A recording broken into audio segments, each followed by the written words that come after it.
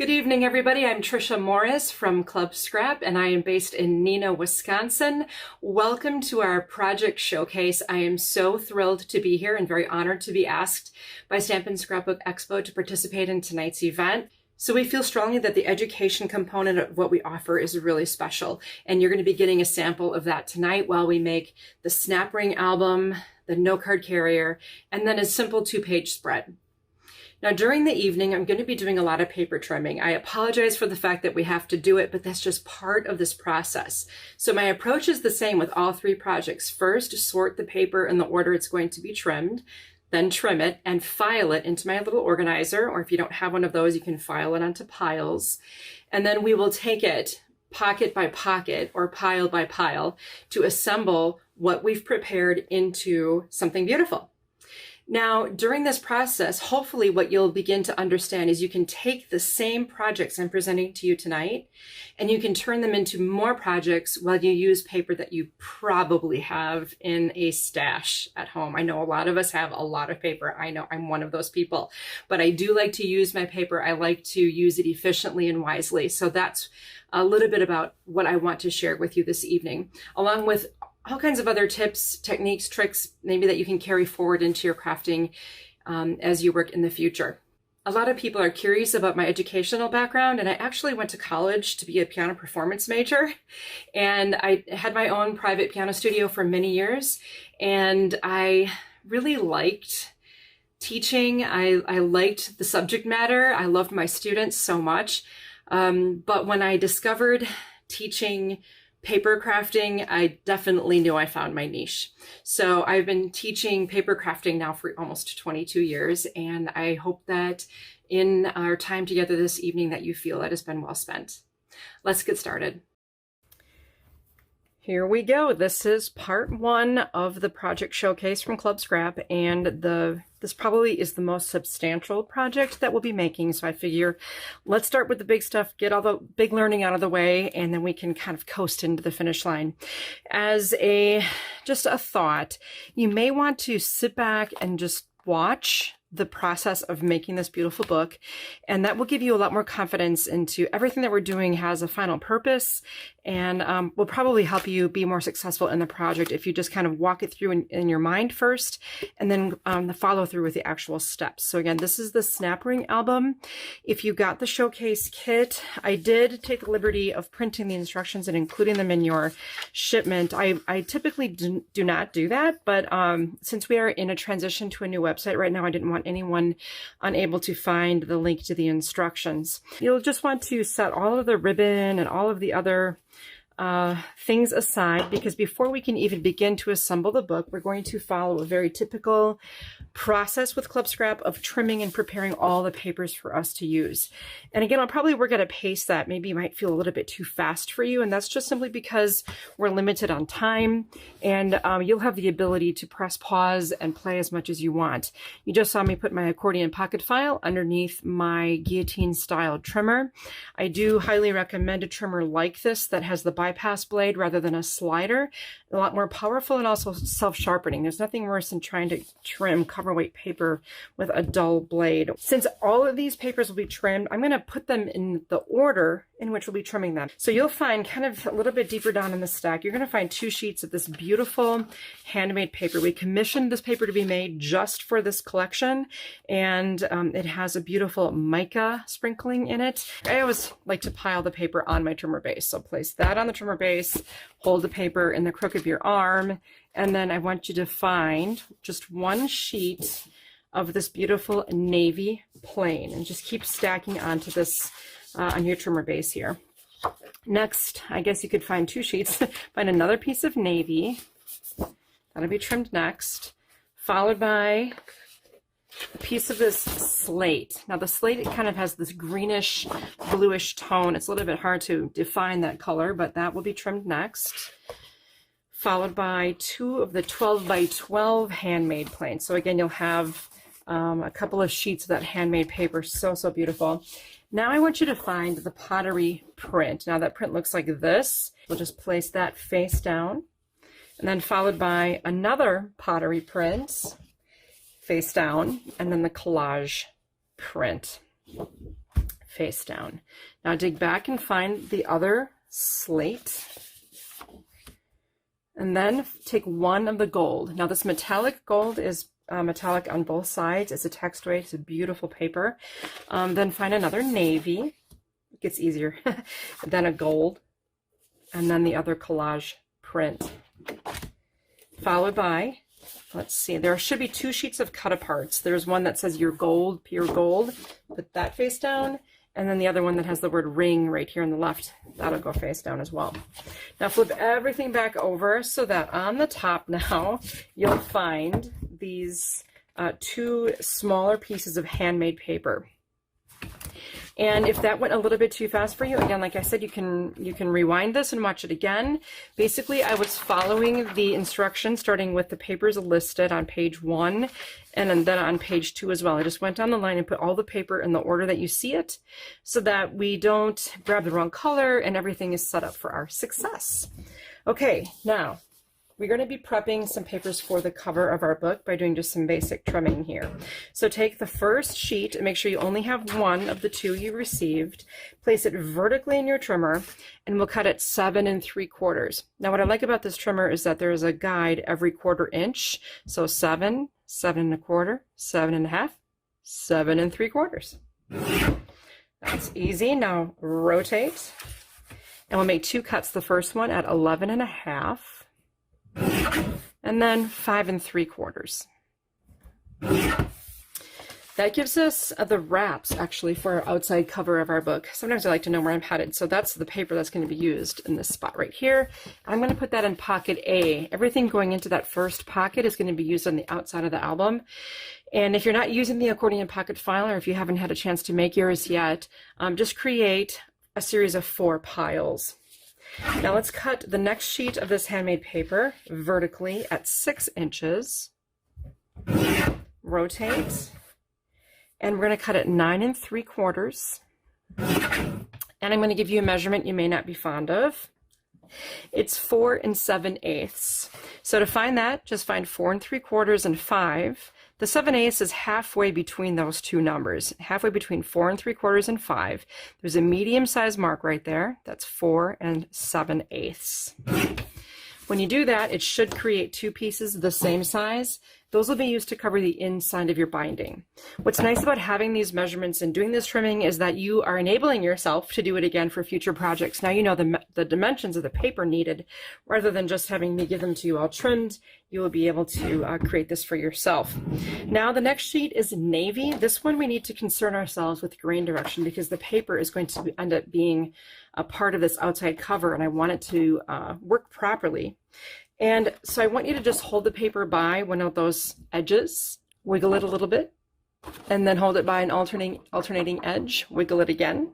Which side is most giving or most flexible? I notice this is very, very flexible, and I want to place it in the trimmer going in that direction.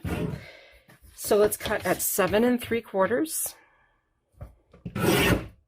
Rotate and cut at 6. Now rotate the 6-inch piece and cut at 6. Easy. This ends up being the inside cover. I'll put that in pocket A with all the other pieces. This ends up being the outside spine cover, also in pocket A. You have a little scrap. You have a number of other scraps I forgot to have you set aside. This longer strip we're going to use later, so let's just trim these at 8 4. And we just made some rectangles, and I'm going to put those in pocket D. D as in dog. Now, I'm sorry, I forgot to mention, you can just set all these other pieces aside. If you want to throw away these tiny little strips, I just keep the larger ones for embellishing the inside of my book. We're already moving on to page 2 of the instructions, and I want to just encourage you here. This trimming process is a little bit overwhelming when you do all of this at once, but it's really nice to be able to put that trimmer away and forget about it for the rest of the entire snap ring workshop.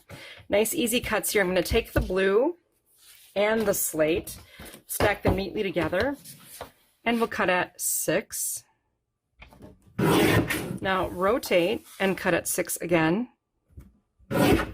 Now you just made 4 pieces the same size. These are going to end up being the inside pages of our book. Put them in pocket B, and then grab the other 6 by 12 and repeat. just trim at 6 inches. Pocket B. Very good. Now, next is the handmade. We have 2 sheets and they're both going to be trimmed the same way. Now this is text weight paper, so the grain is not as important, but if you want, you can hold the paper by its edge. It's really going to fall deeply down in one direction and quite deeply in the other. It's not machine made paper, so it's just a little bit different. You can just see the paper will be folded in the way it wants to go. So we're dipping, if you can find it, we're dipping easily top to bottom. Stack them as neatly as you can, and we'll cut at 10 1/2 and 5 1/4.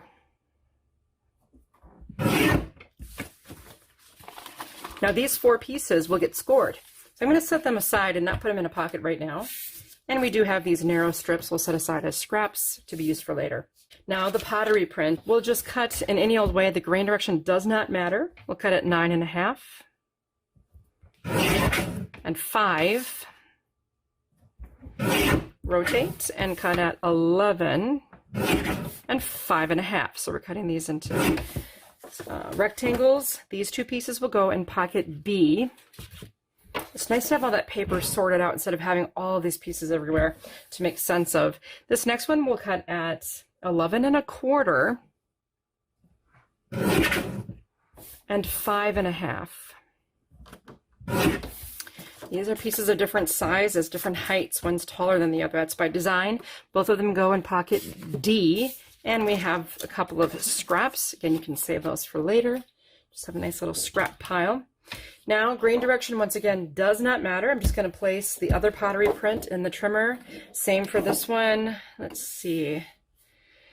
Maybe I'll go this way with it. It really, I don't know, maybe this way. I don't know. This way. And which I would consider right side up, I guess, from the design phase. So I have 2 pieces at the same time. Make sure you stabilize on that clear bar for every cut to prevent sliding. And I'm going to cut at 11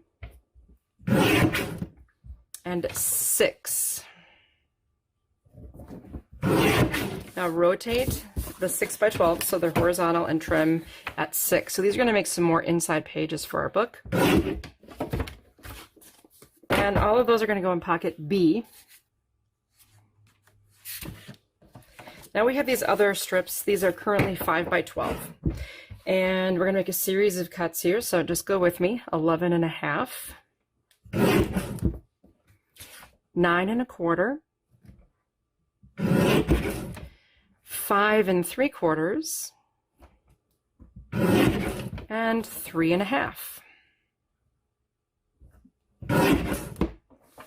Stack up all of these oddly sized pieces. There are going to be some narrow ones and some taller ones. Okay, there definitely will be a variety of sizes here, 2 sizes, and then there will also be a pair of 1/2 inch scraps. Those can be set aside, and all of these other rectangles are placed in pocket C, and then you do have 2 longer 1 inch strips as well for our scrap pile. Moving right along, we've got some slate. We're going to check the grain direction again, and I want it dipping easily top to bottom. Again, that's because we'll be folding the paper in this direction. If we try to fold it this way, we're fighting the grain, and we're going to have a crumpled, homely little fold. So let's just trim this at 6 inches. Stack up the 2 pieces and set them aside to be scored. And now we have gold. This is machine made. Although it's text weight, you can definitely identify a grain. So I want it dipping easily left to right in this case. And we'll trim this one at 9. Very easy little number there. This large 9 inch piece gets scored. And this will be a scrap. Moving on to the other navy. I'm just clipping away here, trimming away. We'll trim at 10 and 5. So it's 10 and 5.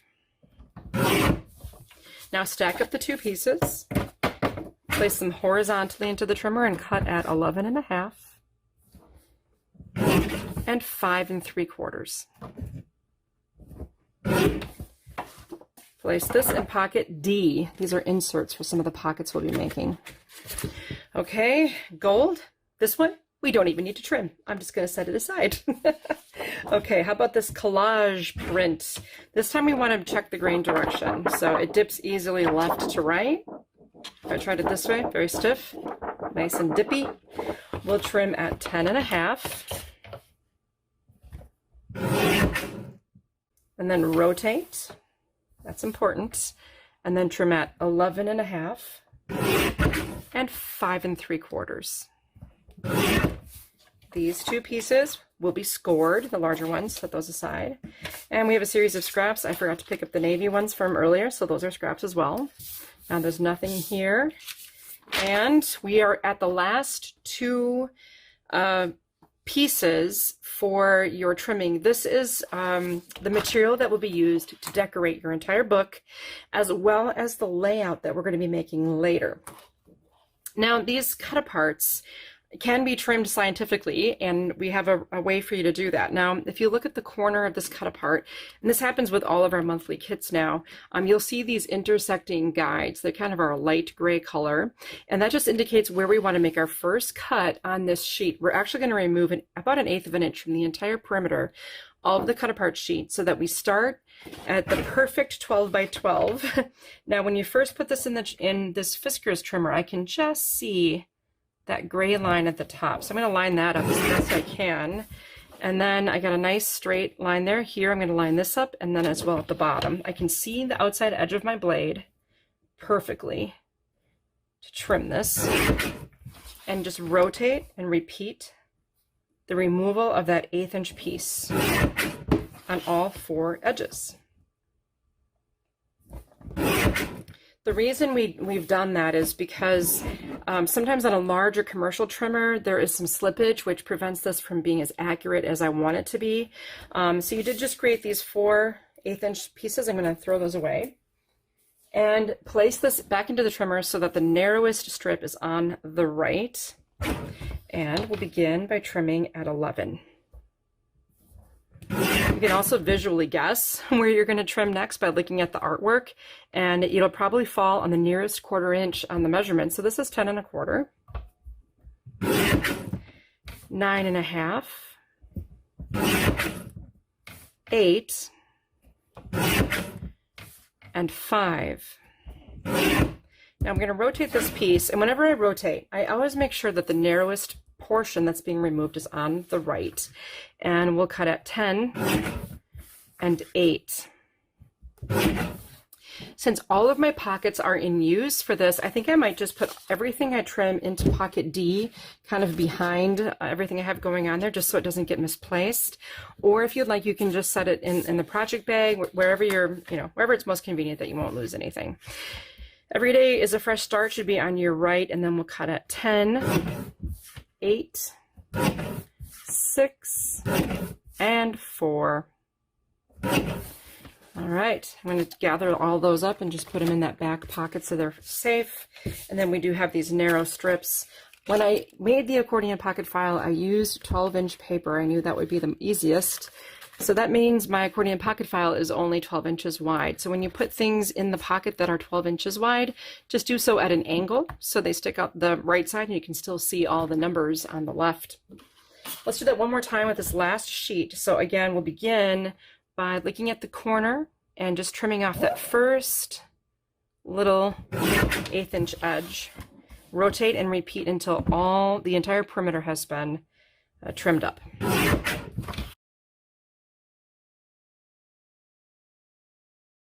Okay, now I'm going to trim my narrow strips first. So the idea is that if you have the majority of your paper on the trimmer base lined up here, you're going to have the straightest cuts. So if you've ever suffered like crooked cuts, it might be because half your paper is not aligned with something at a 90-degree angle with your blade. All right, let's trim this at 11, and then 9.5,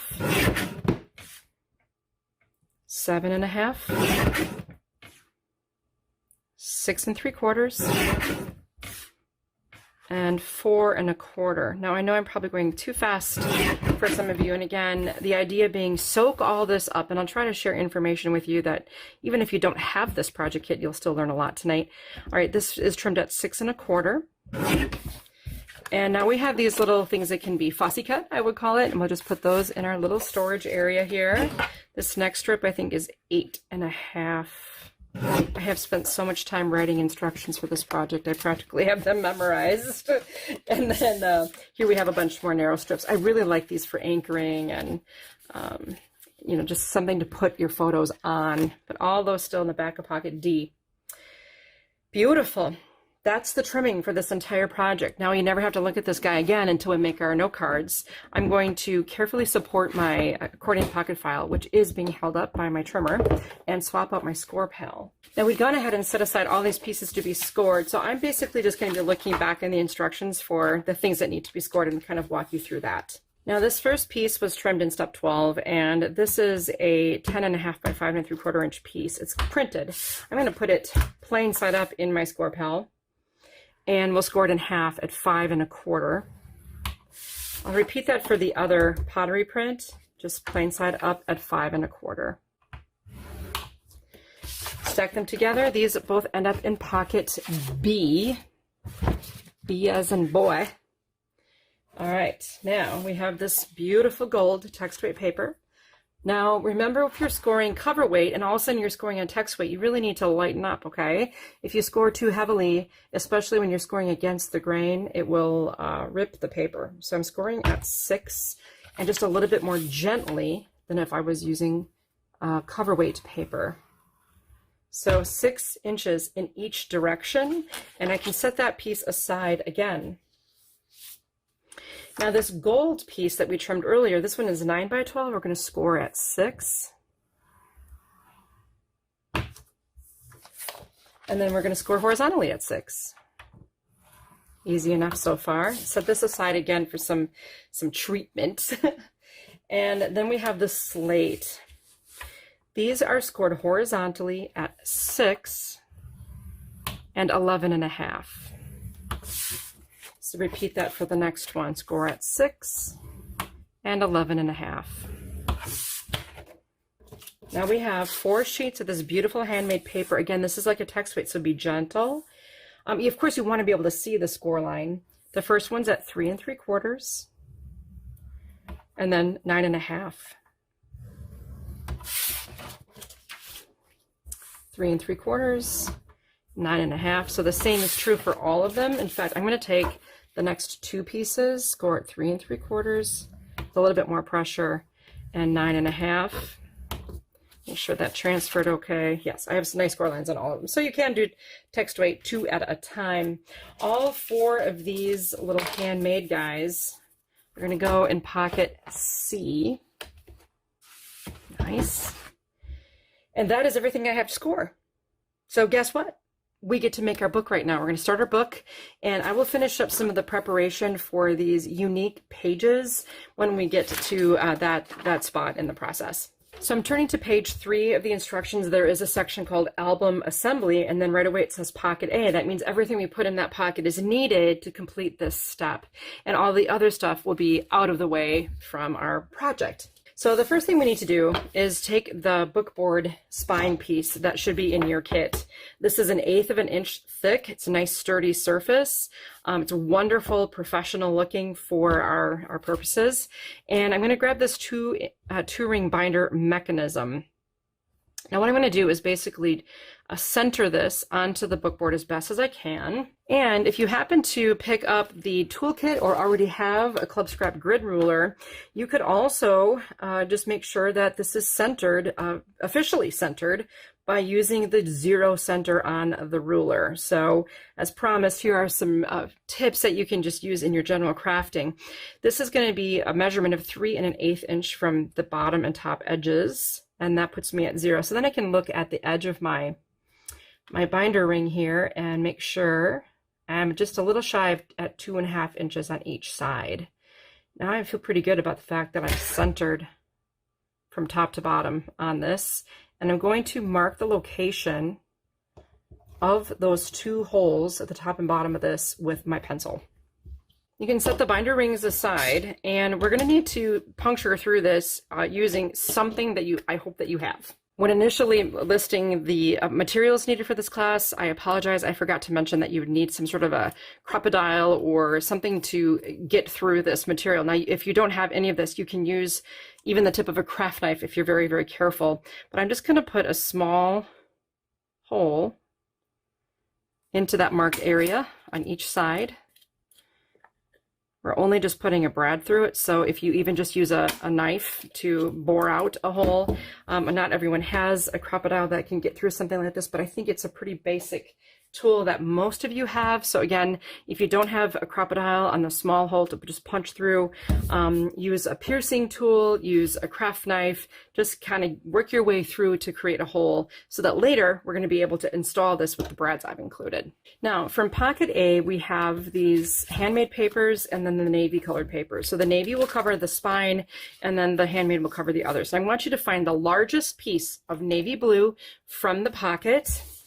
This is 6 by 7 3/4, and I'm going to place it vertically on my work surface. Next, I want to use my grid ruler to measure 3/4 of an inch from the bottom of this piece of paper. Now, when I teach classes, normally what I see people do is they take their grid ruler and hold it 3/4 of an inch up and then mark it over here, and then they connect the two lines that they made. You can skip that with this particular ruler because it already has a grid that it tells me where 3/4 of an inch is. Now, if I rest the paper against the ruler, I'm at 0. Every solid line on the ruler represents 1/4 of an inch. So that's 1/4, 2/4, 3/4. As long as the edge of my paper is lined up on that 3/4 inch line, I can just draw and instantly it's 3/4. Now, if you've never done this before, I recommend taking the ruler and just double checking that you actually are at 3/4. If there's going to be an error, I don't want you to make it here. Okay, then I want you to make a mark 2 1/4 inches from the left edge. So again, if we're here, we're at 0. There are increasingly more bold lines on this ruler. So this first really bold line is 1 inch, or 4/4 together is 1 inch. So you can count up 1, 2, 3, 4, that's 1 inch. This next really bold line is 2 inches, and we need it to be 2 1/4. So I'm just going to go one more solid line in. That puts me at 2 1/4. I'll draw my next line. I know it took a long time to explain how to measure on these silly measurements, but learning this is going to make you really efficient with your crafting. So if I'm verifying now. Here's 1, 2, 2 1/4. I have verified I'm 2 1/4 of an inches from the left edge. And I've created these intersecting points. Enter my favorite thing, bookbinding glue. And we're going to be using this throughout all of our projects in different capacities. I like this wet bookbinding glue because I can control my dry time by how much glue I use, and it can be very neat and tidy. A lot of things I see people do who've never made a book like this before is put their item that they're going to put glue on their work surface, apply the glue, and then brush it. But glue gets everywhere, so I'm going to teach you some ways to control the amount of glue we use and keep the mess to a minimum.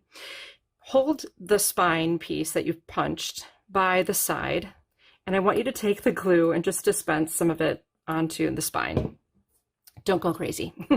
Then take your foam brush, and I don't want you to paint it like this is painting.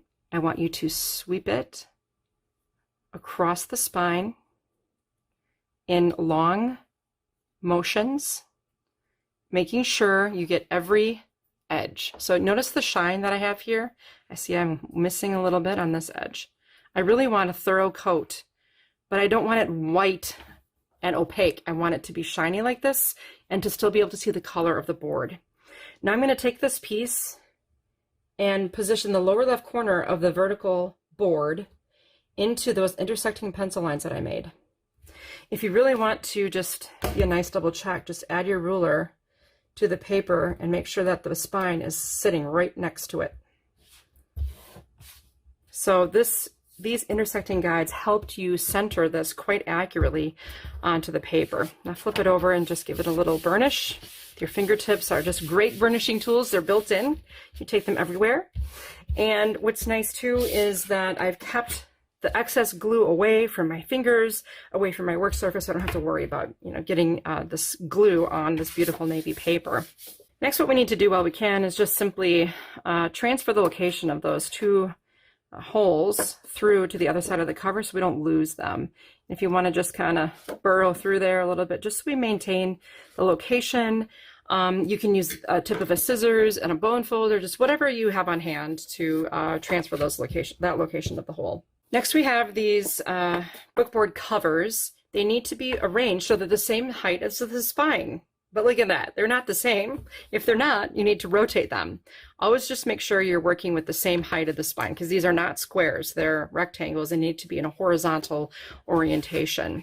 For now, I'm going to set aside my spine piece and take my ruler, and I want to mark 2 inches from this short edge of each of these pieces. So just solid line is 1 inch, the second solid line I'm at 2 inches. Boom, nice and level and straight. And then I can repeat that for the other piece. You could do those at the same time if you wanted. Just 2 inches from the edge is all you have to do. This, to me, is one of the best ways to install a book cover onto a spine cover. So we have this area that we marked that was 2 inches. And if you are, again, new to the measuring, you could just grab your grid ruler and double check. Yes, verify, you are 2 inches from there. And I want you to take some bookbinding glue and just add a little bit to that 2-inch area only. Then take the glue brush and just pick up some of that glue that you've dispensed and rub it like that chisel tip of a foam brush along the guide that you made with your pencil. Then sweep the rest of the glue onto that entire surface in a nice, neat motion. Make sure the edges are thoroughly covered there. I get that nice shine, but I can still see the color of the board kind of underneath. You gotta have enough, but not too much. I know that's a high calling. Here's what we're gonna do. I've got my little bookboard spine ready to go. I'm going to place this here, and I want 1/4 of an inch between the spine and my cover. That's so that the book can open and close easily. So by placing the ruler horizontally here, I can go from one solid line on my ruler to the next one, and then drop it in place. I know I'm level. The ruler is helping me, so is this guideline. Now, what about on the other side? What's happening? Let's take a look and flip this over. Oh my goodness, it's perfect. It's literally lined up right on the line that I glued to. That just makes me really happy. If it's not, you see a little bit of pencil mark, you just can carefully, wipe away the adhesive and make sure you try not to get any on here. I'm going to repeat that with the other cover. So apply the glue. Remember to pick up some of the excess with the chisel tip and go right along the edge of the pencil line. And then just sweep to the edge. Also note that I'm holding this off of my work surface. That way I don't get glue all over my work surface and mess it up on my book. Let me just also say that if you do happen to not make a perfect book, don't lose heart. I've made many, many books, and many of them have ended up in the circular file. Just be gracious and kind to yourself in this process as you're learning it. Learning it is one thing and perfecting it is another, and it just takes time. It took time for me, and if this is your first book, it'll take time for you, and that's okay. Maybe you'll be wonderfully surprised and it will be absolutely flawless. Oh, here we go. You can see exactly what happened. Just a little bit over the edge, no big deal. I just wiped that away. So this is attached. Our covers are starting to look more like they're going to become a book, and the book has functionality. Yay! Okay, so now from pocket A, I have these two pieces that are larger. They should be the same height as the book spine cover.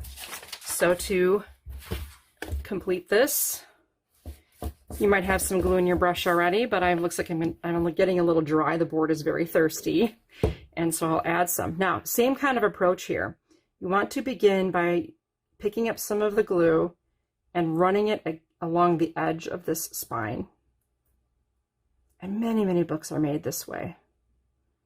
I love the contrast between the spine itself and the other cover paper.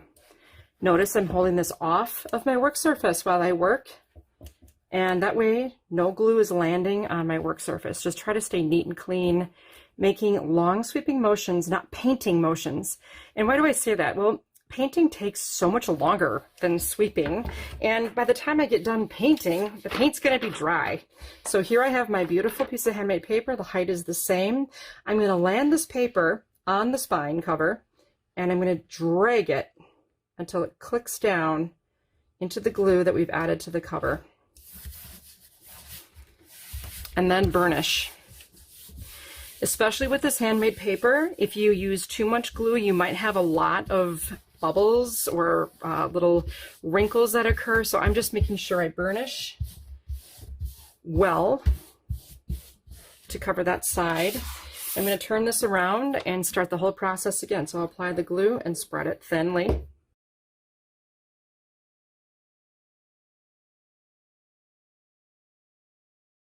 And once again, I'll come back and slide this in.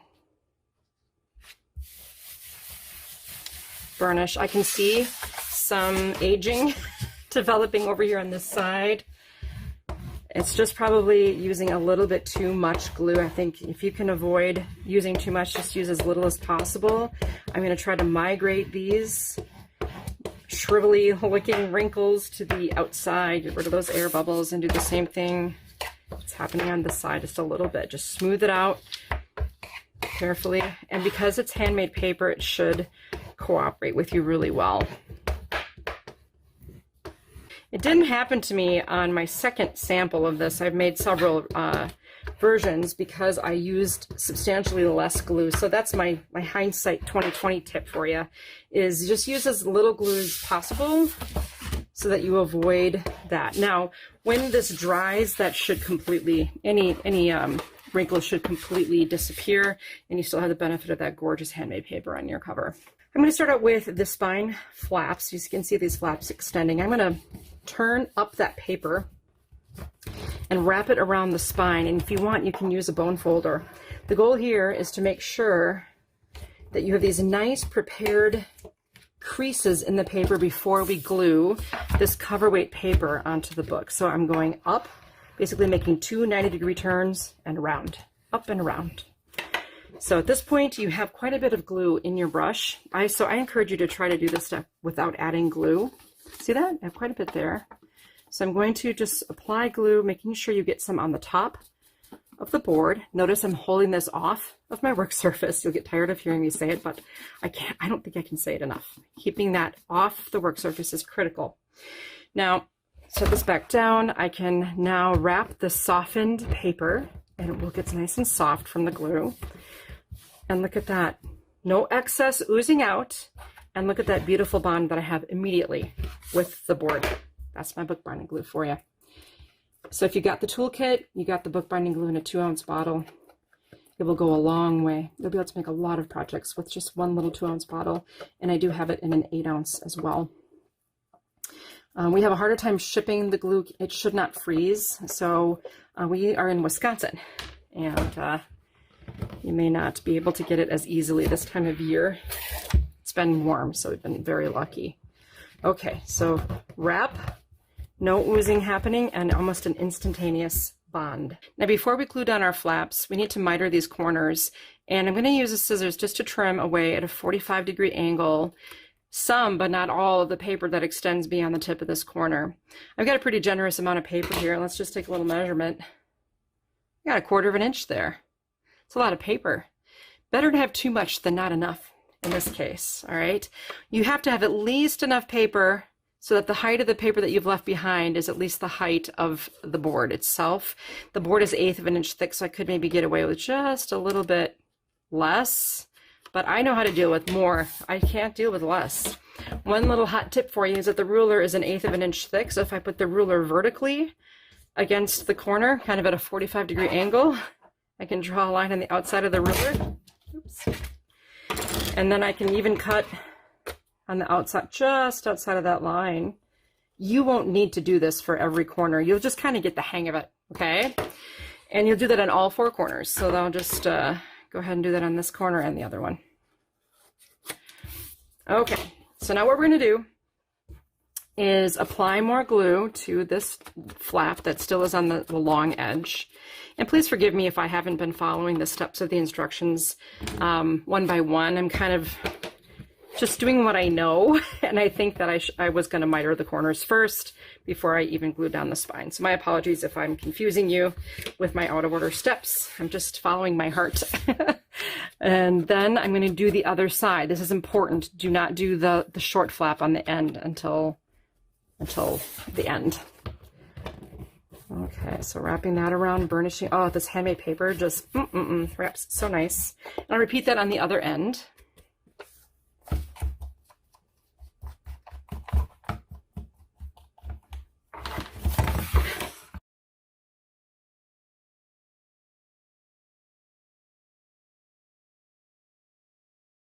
You want to make sure that paper bonds also well with the edge. Nice, beautiful edges so far. Okay. Now you have excess paper here, and that's what we want because we don't want a naked corner. So what we're going to do is just tuck in this paper. And I always like to say, remember when you wrap gifts, it's gift wrapping season right now, and you wrap around the box and you have to tuck in the sides. Imagine you're wrapping the tiniest, shortest box ever. So the tuck right here, bringing those in, is the critical step to the most professional cover you'll ever see. Do you see that? See how nice that corner looks? Just like a professionally made book. There you have it. That's my tip for you. Now, when you start running out of glue in the tip of your brush, do not ever apply glue to the corner of anything. Do it in the seam, in the center of your remaining flap. I'm still holding this off my work surface and supporting this flap from behind with my fingers. And then I am starting here and pulling outward. Again, I'm not painting. I'm just brushing it to the edges. And again, if you don't have glue there, it will not stick. So it has to be a pretty thorough application. Not a heavy one, but it just has to cover everything. And I'm just going to smooth this out with my bone folder and then attach the final flap. But first, do your little tuck and your tuck on both sides. You can do the test. Doesn't that look nice? Oh, bookmaking makes me really happy. It's been a long time since I've been able to teach a bookmaking class. I kind of know some of the hang-ups, with first-timers. And so just, again, please be patient with yourself. I know I can tend to make this look easy, and the ease is what came with a lot of practice. So just be mindful of that and be patient with yourself. Take your time with it. And remember, it's a prototype. When I make a project the first time, I call it a prototype. When I make it a second time, it's then a sample, and then each one thereafter gets better and better. Look at my beautiful book cover. Ha ha ha. Okay, I hope you're proud of yourself. You've done a great job so far. Now we have the inside spine cover to attach. It is a square piece of paper. But remember, we cut this navy way back with a grain direction. So we need to bend the paper to figure out which way the paper bends most easily. Now this fights me. It just wants to bend in this direction, which is why that's how we want to attach it to our spine, okay? Making sure it goes the right way. The paper will soften when you apply the glue to it, but working with the grain is going to be a lot better. Now I am holding this in the palm of my hand because the paper is cover weight. I can kind of hold it like in a U shape and bring the glue to the outside edges in long sweeping motions. Again, I often see students do this, and it takes a long time, and then the glue starts to dry, and then it's a problem. I'm also keeping it, by holding it in the palm of my hand on a curve like this, I'm keeping it off of my work surface to avoid getting glue where I do not want it. So this was the bendy way. I will center this from top to bottom and burnish. Now, while this glue is still wet, what I want you to do is gently use the pad of your finger to pave the way for this to just indent down into the gutter between the spine and the cover. Just an indentation with the pad of your finger. Lovely, right?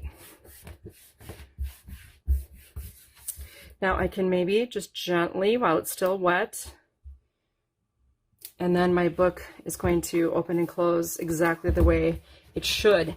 And provided you have glue all the way to the outer perimeter of that spine cover, nothing should pop up here. If it does, just kind of pop it back down.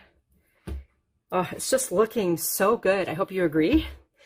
Okay, now, you know, due to this handmade, you know, you can just pick a side. Some of them look exactly the same on both sides, some don't.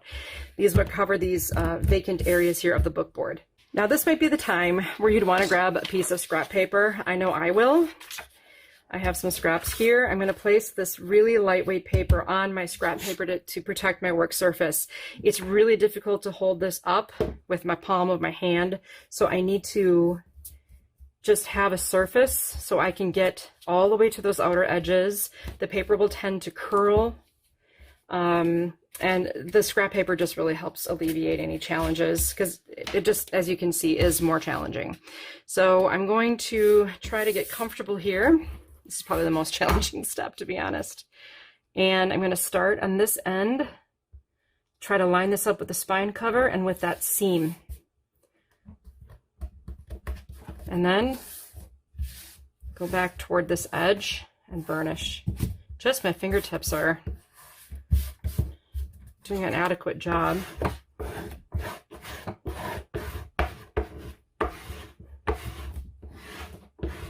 Beautiful. Okay, now I'll rotate and find a new area of my scrap paper.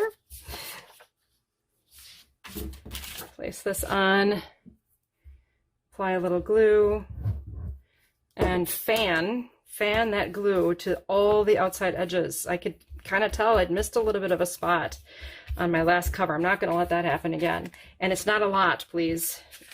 Don't overglue this or it will really wrinkle on you.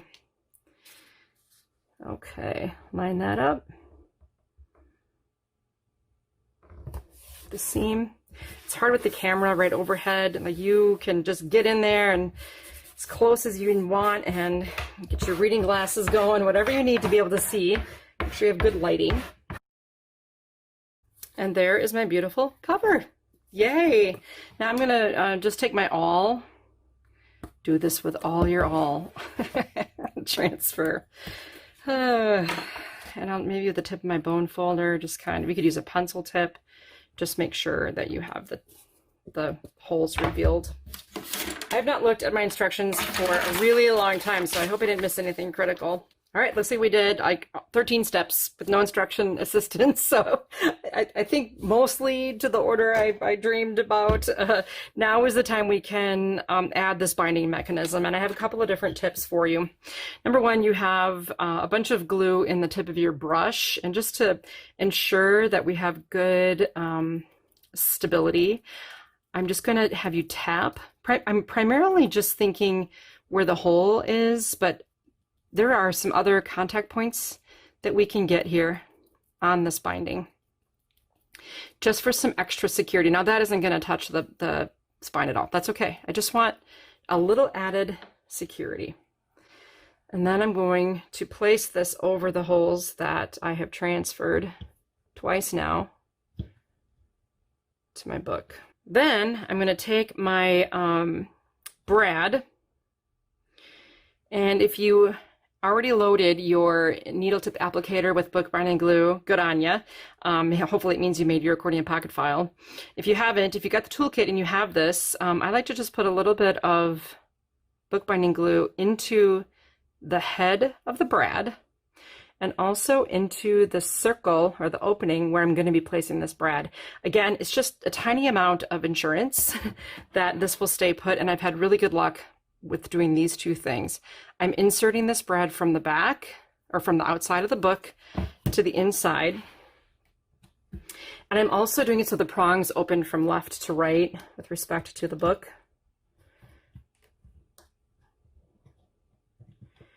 And then, if you want, you can take the tip of your bone folder and kind of guide those prongs so that they bend around that mechanism just ever so slightly.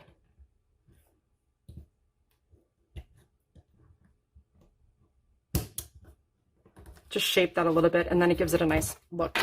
Now rotate and then repeat the whole process with the other brad, which I hope you haven't lost. I think Deb packed the brads with the in a bag or something maybe.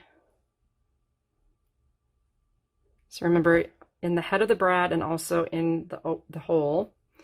I'm entering so that the attractive part of the brad is on the outside of the project.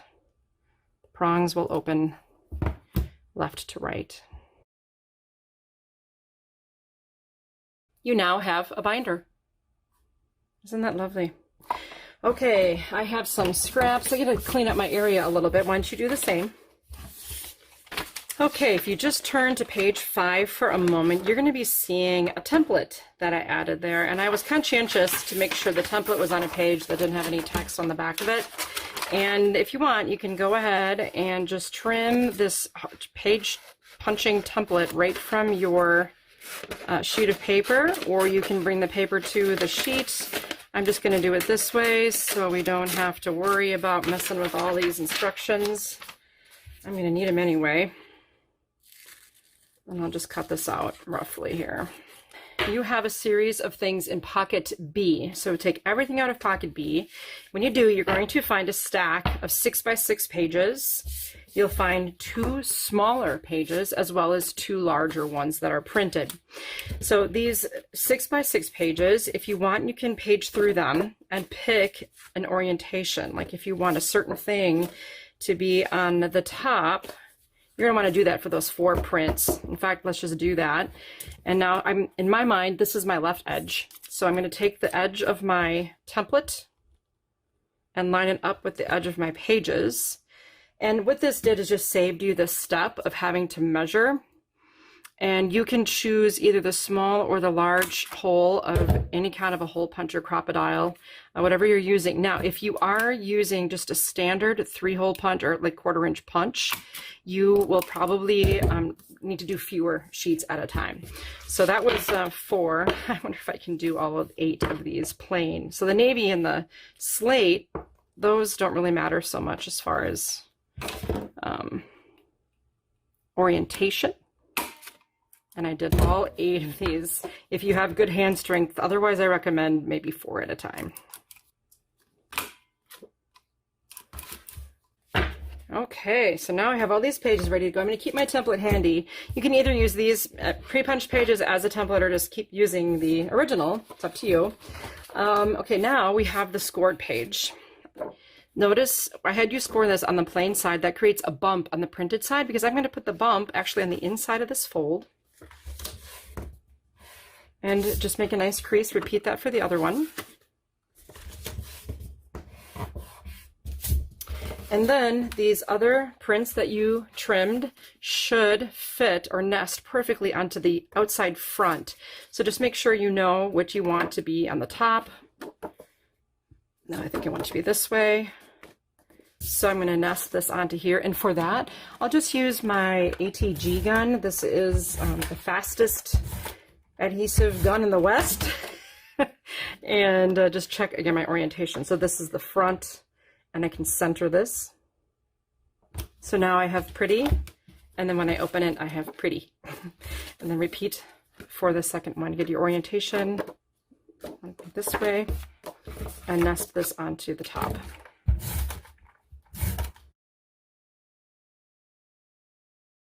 Now, since these are printed, I'm going to find, I think I'm going to do slate, and it doesn't really matter what color you choose, but notice how I have designed this so that it nests perfectly onto one of your trimmed pages. And just as a repeat, I know that at the beginning, we always do all of this trimming, and it's like, you know, it's a lot. I understand that, but it's so much fun when you get to this part and you just get to do this assembly, and it's so fast and easy. It's kind of like just rolling downhill, picking up steam, saving time.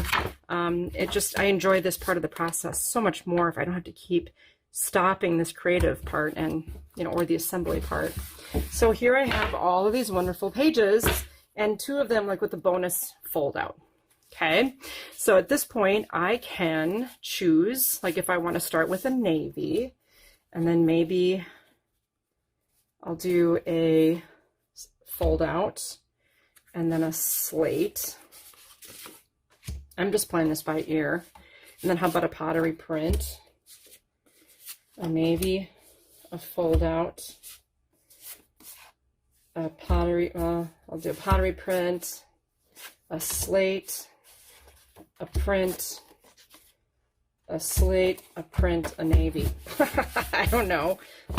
That sounds good. I'm just guessing. Choose a front, and that can always change if you want. Open your snap rings and go ahead and install all of these prepared pages onto the rings.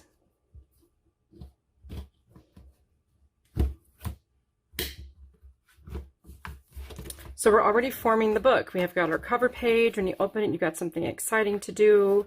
And, oh, maybe I'll just switch this out because I got 2 slates in a row. That's no problem. I can put it here. Just page through yourself. Make sure you like what you're seeing. Beautiful. I like this. So here we've got to start. We've already got a nice book with some 6x6 pages inside. And if you have paper that matches, you can go ahead and trim them to 6x6, use the template to punch some more and insert some more pages. But we have a few more special pages we're going to be making. So let's go into pocket C now and take everything out of pocket C. And we're also turning to page 5 of our instructions. We have these handmade sheets, 4 of them, and you'll notice each has 2 score lines. Bury the bump of the score that you made, making sure your paper is as level as possible, like lined up on the edges when you do make your folds. And then we have all these other odd-shaped pieces. So you can go ahead and fold in on all of your pages. And what I want you to do is when you finish each one, place it so that the wide flap is on the top and on top, and then the skinnier flap is on the bottom.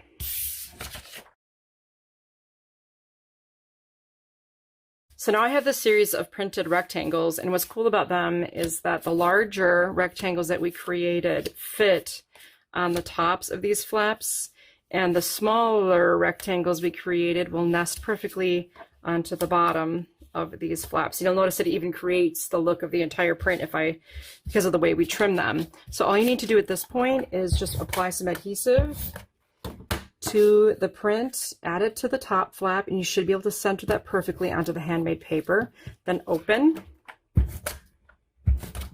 and then you'll be able to apply the print to the bottom flap, so that when it's closed, it looks kind of like this. Very nice. Repeat that for all 4 of these folio inserts.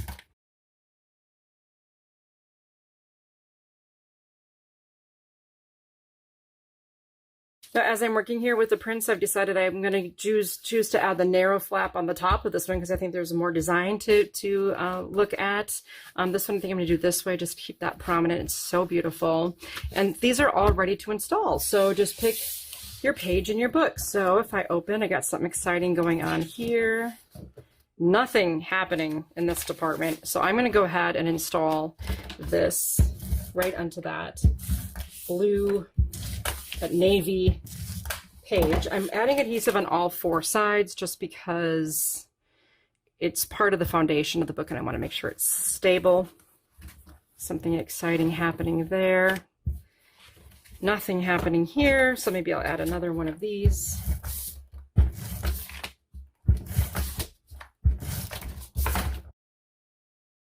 And just continue to add these to any barren looking areas of your book. It's really starting to get beautiful. We've got a couple more things that we can do. Now find the 12 by 12 gold plane that has been scored at 6 inches in either direction. And we are going to follow sort of carefully this illustration that we have right in your instructions on page 5. With my scissors, I'm going to make a cut right along the score line. I have the bumps of the score line facing up, and I think it's just a little bit easier to see the lines that way. And you could use a craft knife and cutting mat and ruler to do that as well. Now with that slit in place, I'm going to next make a diagonal fold that is 4 inches from each corner. Now I'm using a cutting mat by Club Scrap that has a grid mark, and most cutting mats do have inch marks on the mat. I'm not sure how often you use them, but if I just count 1, 2, 3, 4, I know right where my ruler line needs to start. I can do the same from the other edge, 1, 2, 3, 4. So if I just place my ruler at those two numbers, that 2 over here and the 8 over here, now I have this angle, 4 inches and 4 inches. Just simply lift up the corner of the paper, get rid of the ruler, and just solidify that angular fold. Wasn't that easy? I didn't have to measure or mark anything really. I just used my cutting mat to help me find those measurements. Okay, we can also, this cutting mat has a 1 to 12 edge, and it also has a 0 edge going out from the center. So if you just now continue to maintain the positioning of your piece, this is the folded corner, and this is the cut edge here.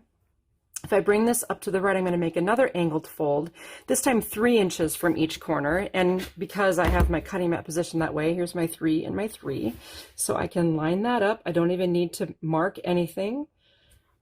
And I can lift up that corner of the triangular shape.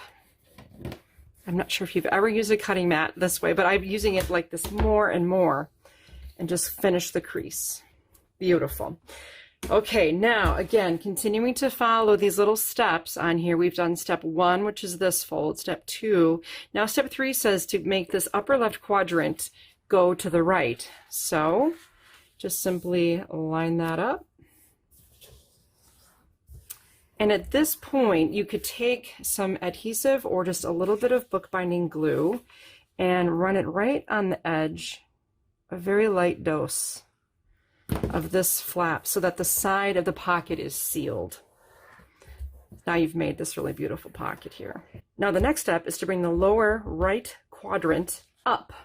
Okay, that takes this with it, of course, and line everything up nicely here.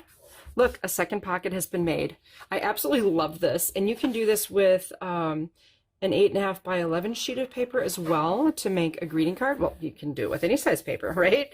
This works really well with a square for our little book for sure. So I adapted this from a card structure that I've done in a card kit before. I've just sealed that side of the pocket. Now, this is the remaining quadrant that was in the lower left corner. All we do is just bring that around to the back, swing it, and now we have a 2-pocket folio that opens to another page from just one sheet of 12 by 12 paper. Isn't that cool? We'll set this pocket aside, and now I'm going to bring in that 9 by 12 gold piece that we've scored, place it in front of you so that score line is closest to you, the horizontal line, and the bumps of the scores are facing up. You can take scissors at this point, and I'm going to make a small dart that removes this score line. So at a very slight angle, I'm just freestyling here. I'll head up to the intersecting point of those horizontal and vertical lines. I'm going to come in from the other side as well to finish off my dart. So it's like a real skinny little V. That's essentially removing the score line. Now I could have just made another one of these, but I just wanted to show you just different ways you can create pockets, and this is just another fun one.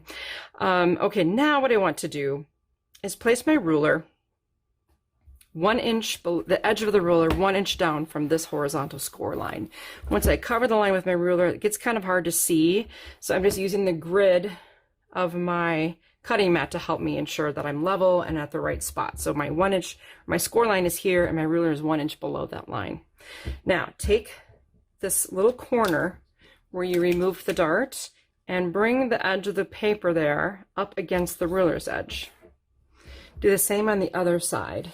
I have a really fun project that features this. You make a little folio out of a manila file folder. It's really, really neat. So now I have these two little triangles. Next, bring up the flap that we created on that, fold on that score line. You can see these pretty pockets being formed. Now, if you just unfold them for a moment and a very small amount of glue right on the seam so that the outside edge, what will become the outside edge of this pocket, can be sealed. I'm not really worried about these longer edges because here's what will happen. Let's fold so the pockets are on the outside. Line everything up nicely. And set this aside. Now we'll bring in the slate papers that we scored. I'll place one of them horizontally with the bumps of the score facing up and that narrow score line on my right. What I want to do is make a cut line from the right edge of this paper 2 inches up from the bottom. So 1, 2. I want a cut line here. This is a dress rehearsal for our note card carrier. Now I want to make that line angle up to 1 inch from the center score line. So do you see how I'm using my cutting mat to find these numbers? It just makes this job super easy. So here's my 2-inch mark. I can take my scissors, or I could have taken a ruler and craft knife, and I'm just going to trim right toward that fold. Now with my ruler and a craft knife, I'll use my non-dominant hand as I work with my ruler and my pen knife. Hold the pen knife close to the blade. Bring the knife toward you when you make your cut, and there, that goes away. So again, it's 1 inch from the score here, going down to 2 inches above this bottom edge here. Okay, so now we have these score lines. I'm just going to go ahead and bury the bumps of those scores. Bring that in. Now that makes this little tab. Take your bookbinding glue, add some glue to the front of the tab, and then I'm going to add a tiny amount right on the bottom edge. That bookbinding glue comes in really handy, doesn't it? And then just close this onto itself. Now this was designed to leave this area free and clear so that you can simply punch your holes and use this as a pocket. Let's do this a second time with the other slate piece. Bumps are up, skinny bump is on the right. I'm lining it up on the grid of my cutting mat. Count 2 inches up from the edge, 1 inch to the right of the spine, of the center score rather. If you want, you can just go ahead and cut to that score line. Make sure you're comfortable when you're using your craft knife. A lot of people struggle with using a craft knife. It just takes a lot of practice, firm pressure, and always make sure you're working with a sharp blade. Again, fold over, bury those bumps, and add your glue. So these are the 4 pocket pages that we designed. There are 3 different structures here, and I hope that doing these inspires you to attempt these types of folds in other projects. That's the whole idea. Not only learn how to make this one particular book, but learn how to make more just like it.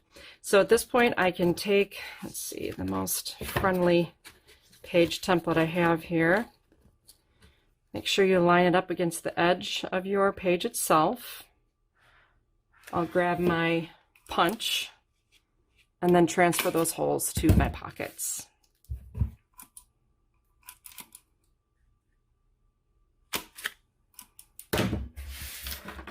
I just want to remind you, so on these I punched obviously so that it angles this way. Here the angle's on the outside, so it's a little bit different. And then here these angles are also on the outside, but then we can open this one. At this point, you do have some things in the 4th pocket that can insert into the pockets we just made. So how about a blue goes in here? Now I did trim this to only 5 3/4 inches high. If you added too much glue down at the bottom seam, you might not be able to fit this in all the way. If that's the case, just trim a little bit off. I tried to maximize the paper size to fit. Here I must have had a little bit of a wider glue line. You see how close it comes to the top edge? Then we have 2 more, one for this one, front and back. Nice. And then remember the 2 that I had that are different heights. The tall one goes in the back pocket, and the slightly shorter one goes in front of that, and that way you have a nice double reveal here. So all of the math required to finish these pages was done in those early stages when we made all those trims of all those papers. I had a plan for each one, and now that plan has come to fruition. So how about if I install this pretty pocket page here, and then how about another, let's see, we have to find homes for our slate pockets, and I'd like to have just a lot of color variety when I can. Oh, here's another good place for a gold. And then just keep adding them wherever you want. Everything's been installed. The only thing left to do now at this point is to take all of the rest of the pieces in your pockets, the cut aparts, everything, and incorporate them into your finished book. Let's do a really quick tour of my decorated version. Okay, so here we have the beautiful finished book with some decor on the front. I took one of the cut aparts and adapted it, keeping in mind that all of those page kit cut aparts that you have were designed for 12 by 12 layout, so they'll have to be adapted. And I nested another cut apart onto one of the gold scraps that will be in your scrap pile. When you open up to the front, again, adapted this cut apart to fit, and then just added a gorgeous piece of ribbon. By the way, the ribbon that we've included in this project kit is plentiful. It's designed to be used as you wish. There's no specific reason or spot to use any particular ribbon. You can use it as you wish. Now see what I did here? I happen to have a little tab-shaped punch. I think mine is by We Are Memory Keepers. And I just punched a tab and attached it here so that a person will know that that needs to be flipped up and to be enjoyed. Here's that double pocket. Here's one of those mats that we trimmed early on, the very first sheet of navy. We created some mats. Look at that. Isn't that neat? This is just made from nested scraps and a fussy cut heart from the cut aparts. Inhale, exhale. Oh, I'm so fond of how this turned out. I think I'm going to be using this particular book, made another tab there, to showcase some pictures from a European vacation I took with my husband and another couple. I want to make a book for them so they can remember their trip in a special way, but yet not have this huge album to put on their bookshelf. Just some highlights from our trip, and I think that's going to be beautiful. Look how neat this turned out. Your toolkit also included some foam adhesive circles, and I used those to pop this fussy cut pottery image along with this beautiful quote. Look at how pretty that is. You could literally use this for anything from a wedding or even just a cancer survivor, someone who's really been through a lot. I think something like this would be great. Like, let's just use it for anything from 2020. I think it'll be a perfect fit. So there you have the Snap Ring album. I really hope you enjoyed this project, but even more than that, that you learned skills that you can use again and again. Exercise these skills and you'll simply get better and better. Hey friends, it's Tricia Morris back here with another fun project. This is the note card carrier portion of our Club Scrap showcase. And this will speak to the heart of all of my card makers. I've got my pre-printed instructions here, and I did include these in the project showcase shipment, so you shouldn't have to worry about finding them. They will be in your box. And then I also have the sample that I made. Now, this is the original sample. I have not made a lot in this particular style, but I've made a lot of these note card carriers using different Club Scrap collections. What I love most about this is some of the latest updates to the design of this that I've made recently, and that includes these little tabs that close with these dots, hook and loop dots, to keep everything inside. And then I've also added some stabilizing to this structure so it feels really good and sturdy, and it won't easily be crushed. Plus we have the 8 cards that will go inside the envelopes. As with most Club Scrap projects, there's an orderly series of steps that we'll follow to complete the project. And that includes the need for a nice 12-inch bypass blade style trimmer. This is one we carry from Fiskars that I really love. And then I'm also using my accordion pocket file again to stay organized. So different portions of the project will be housed in different pockets of our file so that we can easily stay organized and don't have a big mess all around us. Now, when you take contents out of your kit, just be really careful not to lose track of the hook and loop dots that were included in your kit. I almost lost mine. They actually stuck to my shirt. So fair warning. Also, you'll have the envelopes, set those aside. Then there is going to be a really sturdy piece of folding board. That's the substrate that we're building the note card carrier from.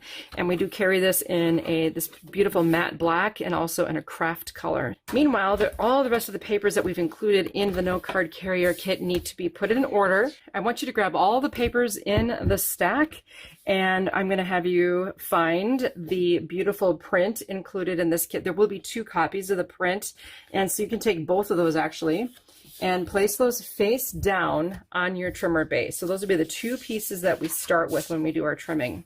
Then we're going to trim a paper in the color that we have called slate. So it's kind of this greenish, grayish, bluish color. Slate is what we told it is. Then ivory, plain. Make sure it's a piece that's plain on both sides. And then navy. Then we'll trim 2 manila. Now these are extremely heavyweight papers. They're going to be great for the outer pockets of our folio too. Perfect choice for that. Next, I'm going to have you grab that folding board piece that you might have set aside earlier. We do have to trim this, so that'll be next, followed by a sheet of cut-aparts. And this one has the pottery image here in the upper left, so that'll be the next piece. And then finally, this last cut-apart will be trimmed, and that's going to help us finish our cards later on when we're done with the project. Flip everything back over to the print on the top. I'm on page 1 of the instructions, and just to give you a little bit of a heads up of how this works, the cutting diagram here in step 1 has an arrow on it, and notice that there is a letter on each piece we will be trimming. So that indicates which pocket that the piece belongs to in the sorting process. Now, if you're not using an accordion pocket file, just simply have 4 piles, A, B, C, and D. Label them if you need to, and just make sure you distribute the items to the appropriate pocket. The arrow on this diagram indicates the required grain direction for our paper. So I'm going to hold this paper, just one sheet of this print by an edge, rotate. This is stiff. This is flexible, so place it so it flexes easily from top to bottom. That matches the arrow on the diagram. We'll begin with a cut at 11 inches. It's a nice whole number. Make sure you have this lined up with the 11 over here, not 11 centimeters. That can be a common error. 11 inches. Make sure your paper is level at the top edge. Always stabilize on the clear bar, and then slice. Next, slide down to 7 3/4. I know I've covered this in the previous project, but just every 1/4 inch there's a column. So 7, 7 1/4, 7 1/2, 7 3/4, right there. That'll be our next trim. And then 4 1/2. I want you to allow the paper to pile up next to the blade without moving it as we go. Okay, now this piece, rotate it, and we're going to make several cuts here. The first one is at 9 3/4. Get lots of practice with those 3/4. Then 6 1/2, 6 1/2, and then 3 1/4, 3 1/4. So now you just made 3 pieces that are the same size. Those will go in pocket C, and then there's also a smaller, thinner piece that goes in D. Pick up the next 2 strips to the right of your trimmer. They should be the same size, and we'll cut them at the same time. At 9, that's the nice part about this trimmer. It's very heavy duty. And then 4 1/2. That creates 4 panels for pocket C, and then 2 more rectangles for pocket D. This last strip goes in pocket B that actually grows up to become the belly band for our book, which is why it was important that we kept our grain direction going so that this will wrap around easily. If we had trimmed the paper in the wrong direction, it would crumple when it made its way around the little note card carrier. So our first cut is once again at 11. Okay, then 9 3/4. This is kind of a review. 8 3/4. So 8 3/4. 4 1/2. Rotate this 4 1/2 inch piece. We'll cut at 11 1/2 and 5 3/4. Take both of these pieces and put them in pocket A, and just so you know where we're headed, this will be the front and back cover of the outside of our folio. So every cut has a planned purpose. Then take the next strip. This is 4 1/4 by 12. We'll cut at 11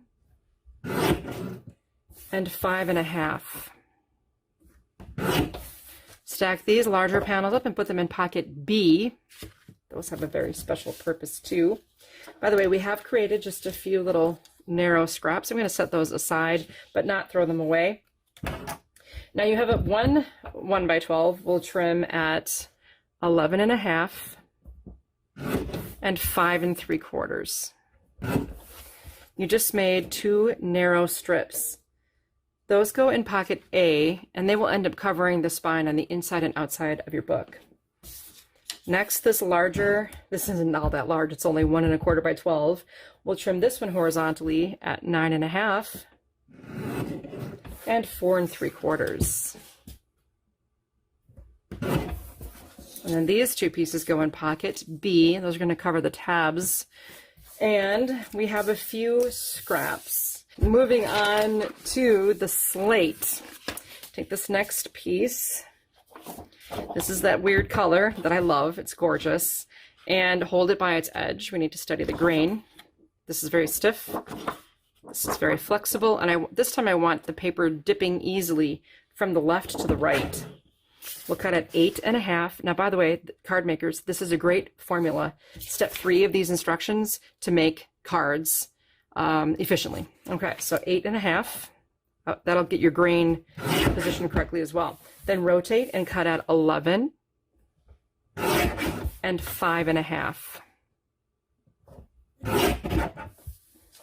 I'm going to have you set these aside to be scored, those 2 card bases, and then you have the narrow strip. I'll have you cut at 5 1/2. And that goes in pocket D, along with this other little one. Both of these small strips, pocket D. You should have one more strip of the slate left. It's 3 1/2 by 12. We'll cut at 9 1/2 and 4 3/4. The 2 larger panels go in pocket C, and then the smaller one in D. Next, take the ivory, check your grain direction, make sure it dips easily left to right, and take the navy, same thing. Check your grain dipping left to right. And we'll cut these at the same time, the same way we just cut the slate. So I had you practice in the first round with just 1 sheet. Now we're using 2. We'll cut at 8 1/2, rotate, cut at 11, and 5 1/2.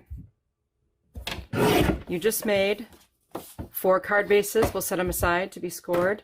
And once again, pick up the narrow strips. We'll cut them both at 5 1/2. Now, do you see how it's difficult almost to see where exactly where the 5 1/2 is? If you want, you can bring this down. Make sure it's level, but you might see a little better. And these go in D, just like before. Here we have some strip, or one larger strip yet, 3 1/2 by 12. We'll take both of them and cut at 9 1/2 and 4 3/4. Both of these go in pocket C. And again, rectangles for pocket D. That is the end of step 3. And again, this is a formula that you can use with 12 by 12 papers just to make standard cards with multiple panels. Now, take the manila. This is really heavyweight paper. I think I'm just going to have you trim one at a time. Is that all right with you? I hope so. Okay, we'll cut at 11 3/4. It even sounds different when you slice it. And 6 1/4. Rotate and trim this at 10 1/2. Gather up this larger and smaller piece, set it aside to be scored. Then we're going to turn this into a card base. So I need you to cut at 8 1/2. Set this aside to be scored. Take the rectangle and trim at 4 3/4. Larger piece goes in pocket C and the smaller one in D. This, my friends, is a scrap. Let's repeat this. Check our grain. Make sure it dips easily, top to bottom. That's illustrated in your diagram. We'll cut at 11 3/4 and 6 1/4. Rotate, cut at 10 1/2. Gather up both pieces. Those are going to become the pockets of our folio, so set those aside. Trim this at 8 1/2 to make a card base. 8 1/2. Set it aside. Rectangle, cut at 4 3/4. Large piece, pocket C, small piece, pocket D, and another scrap. So we just did the same thing twice. That again was step 4. And if you're working with more than one sheet, I'll just put the little number 2 in front of each, and the instructions will say trim 2. I've been writing instructions for a long time, so I'm really trying to make it as clear as I can. Now we have some trimming instructions for the folding board. I saved this for the end because now you're all warmed up. I'm going to have you start out at a nice easy number, 11.5, keeping in mind that it's really important you stabilize this really heavy paper before you bring the blade down. Keep it from moving. Hear the difference in the way it sounds when you trim it. Then I'm going to slide down to 11 1/8. Hopefully that doesn't frighten you too badly, but 11 1/8 is halfway between 11 and 11 1/4. There's the medium size hash mark there. That's 11 1/8. Then 10 3/4. And then 10 3/8. 10 3/8 can be found halfway between 10 1/4 and 10 1/2. 10 3/8. Okay, now this paper is the size we need it to be to make the outer structure of our note card carrier. So this is actually 5 7/8 by 10 3/8. I sell this in a 12-inch sheet. So if you purchased a 12 by 12 sheet of this paper, you would be able to make 2 note card carriers from this. I'm going to put this on my pile to be scored. Now you've got these 3 pieces that are 3/8 inch wide, and you have one larger piece is actually a 1/2 inch. So the 1/2 inch piece is a scrap, and then these 3 pieces go in pocket B. All the instructions to trim your cut aparts are listed down here at the bottom. None of them have a pocket name associated with it. These cut aparts are actually designed to coincide with our kintsugi themed card kit. And every image on here has a companion. But I adapted them to fit the note card carrier project. So in other words, you might have to trim a little bit more off of some of these greetings to help you in that process later on. I actually took a photograph of the outside and inside of every card I made in my note card carrier, just in case you want to copy exactly what I did. Okay, but for now we're just going to trim the art elements out so that that's done and you don't have to worry about doing it later. To get started, we need to remove the outer perimeter of our cut apart so that we begin with a nice 12-inch piece. So you look for that intersecting guideline, and I want you to line that up with the outside edge of your stainless steel blade of your trimmer. When you make that first cut, you will still have a little bit of an excess scrap here on the end. That's okay. That's just how it worked out. Rotate, line up those hash marks again on the other corners, and work your way around the entire piece to remove that little 1/8 inch easement. You can look here at the 12-inch mark, and that lines up with what I've got here. And then you just created 4 little 1/8 inch scraps. Now, back home again, I'm going to follow the trimming instructions in step 6. So 11 3/4, 9. Now if you look, that should take you right between the artwork, and then 4 1/2. Rotate this piece and trim at 9 3/4, 6 1/2, 3 1/4. So now you have these individual pieces of artwork that you can use on your cards and some fussy cut leaves. I'm just going to set these aside in a different pile. Then the next strip will cut at 10 1/4, 6 3/4, and 3 1/4.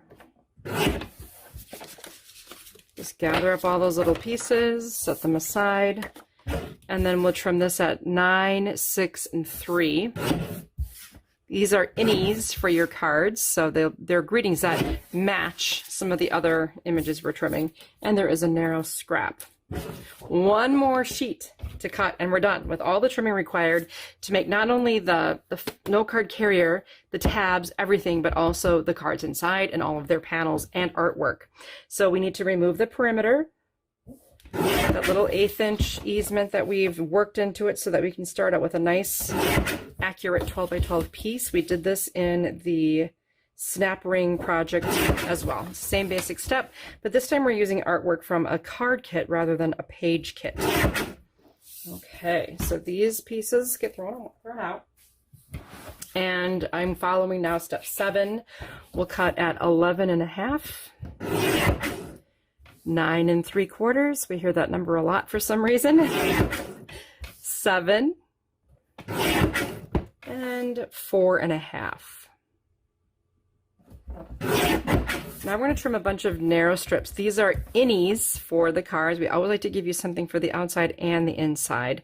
10 3/4, 9.5, 8 1/4, 7 and 3.5. Okay, so you can set all of these pieces aside with your card making materials. Now here we need to trim a little scrap. So we'll start at 11 3/4 and then 10. Now we're going to make some squares. So 7.5, 5, 2.5. So just to kind of give you a little sneak peek, there's a little scrap there. See this heart? This heart was used in a double layer. So I have one of the hearts behind the belly band, and then I cut some frames off and I used the other heart on top of the belly band. And then I used my dimensional acrylic that is included in the product showcase to add a little dimension to the kintsugi lines on my heart. So I hope you can see that. All right, this one's trimmed at 11, then 8 1/4, 5.5, 2 3/4. All of these wonderful elements we can use for making our cards. Lastly, we'll cut at 7.5, 5, 2.5. So here we have 3 really sweet little tags that say thinking of you, and then some more things you can fussy cut if you would like. And then there's this just strip of scrap. If you want, you can use this again. You could nest this maybe on the ivory for the outside belly band. That would be really nice. I think the grain direction's going the right way, but I will set that aside for now. Congratulations, that marks the end of the process required for the trimmer. Now I'm going to swap this out with a score pal. It's exactly what we did when we made our snap ring album. Go ahead and sort everything in that pile that we set aside by size. So you have the folding board, you have some larger pieces, get 2 little skinny guys, and all the rest should be these card bases. Now you have 2 choices with these card bases. If you'll remember, we trimmed the paper in step 3 so that eventually when we folded these card bases, we'd be folding with the grain. So choice number 1 with scoring is to place this horizontally into your score pal. Score at 4 1/4. That's your half, right? And then bury the bump of the score line. The bump always goes on the inside of the fold, except when working with folding board. I'll talk more about that later. And now you have a nice folded card. If you want, you could burnish that. And I'm going to show you another option. Since we did plan so carefully, use your score pal in a different way. Use it as a jig. So take the card base that you've prepared, put it vertically into the score pal, and just bring the bottom corners up to the top. Make sure everything's tucked in nice and neat and straight in the corner, and then make your crease. Even with this heavy cardstock, it did a really nice job. Beautiful. Okay, so another time saver. Notice I burnished those folds, but what if I just simply fold, finger crease, set it aside, go to the next one. Let's say you're making holiday cards and you're going to make 100 cards. If you do it this way, it will save you so much time. You're skipping the scoring entirely, and your corners are lining up perfectly. And I'll show you one other time-saving trick. Oh, I have 2 card bases here. We don't want that. I'll show you one other time-saving trick for burnishing. I just love this. It just, the corners are lined up so much better if I do it that way. So here are all the cards I did not burnish. So what I can do is stack them up neatly. See the folds right now on the edge? They just need a little love. I will love them on this side, flip the entire stack over, burnish from this side, and now I have really beautiful creases all the way through the stack. I'm going to take all of these folded panels now and just place them in pocket C. We need to do a little bit more scoring. A couple things left. I'm going to have you take these narrow strips and score them at 5 and 5.5. So just place it in horizontally, score at 5 and 5.5. These will go into pocket B. Next, take one of the larger pieces of manila. This is 6 1/4 by 10 1/2. Place it vertically into the score pal and score it 5 3/4. Then you can score horizontally at 1/2, and it's kind of a pain, but just kind of do a crossover if you're a righty. That's 1/2 of an inch. Oops, 1/2 of an inch. Then 5, 5.5, and 10. So I'm going to repeat that. Take the next manila, same thing. We're going to score vertically at 5 3/4, and then horizontally at 1/2, 5, 5.5, and 10. These two pieces are going to end up being those gorgeous pockets that hold our whole folio together. I am just going to plop those in pocket B for now, keep them safe and organized. Now the folding board is to be scored twice on the horizontal. And here's something really important. Folding board is just so thick and so heavy that scoring it, sometimes it's hard to stay in the channel provided for us on the score pal itself. Like you can just go wandering off. If that happens to you, it's not a big deal because most of this black surface is going to be covered with decorative paper. But I do have a solution. If you got the toolkit and you have any of our grid rulers that are like the 2x8 or the 3x14, you can place the grid ruler vertically on your score pal and use it as a little bit of a helper. Our first score number is 4 5/8. So what I'm going to do is count. Here's 4, 1/8, 2/8, 3/8, 4/8, 5/8. Okay, that's 4 5/8, halfway between 4.5 and 4 3/4. I'm going to bring my ruler right up to the edge of the tip of my score, or my tool here.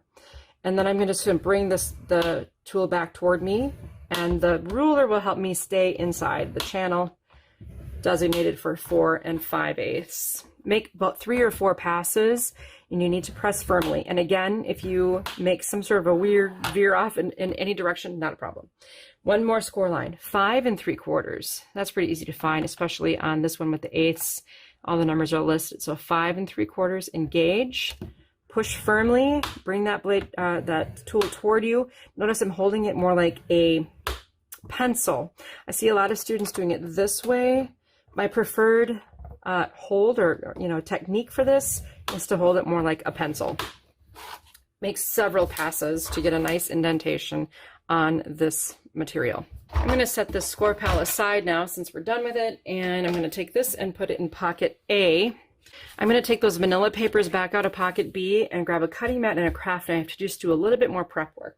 What's important to remember about these folio pockets that we're going to make is that they are a mirror of each other. Do you see that one angle points down to the center here, and the other one is a reflection of that? So we're just going to follow this process. I have 2 illustrations for you at the top of page 3 in your instructions so that we make basically a mirror of this item. So we'll just make the one on the left first and then follow to make the one on the right next. So we're going to make an angled line to remove a triangular shape from the upper right corner of this piece.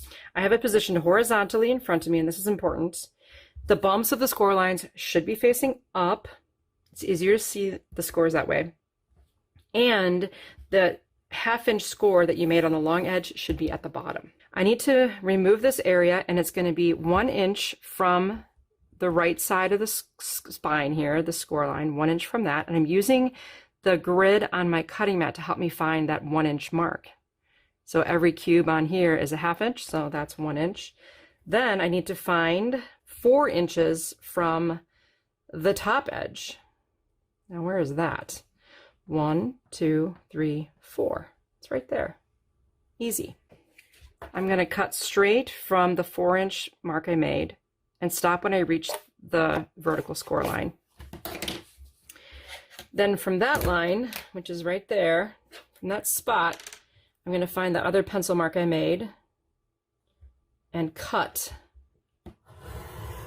Now this is really heavyweight paper. It's fine to make a second pass. it's critical. You're going to hear when the blade makes its way through onto the cutting mat.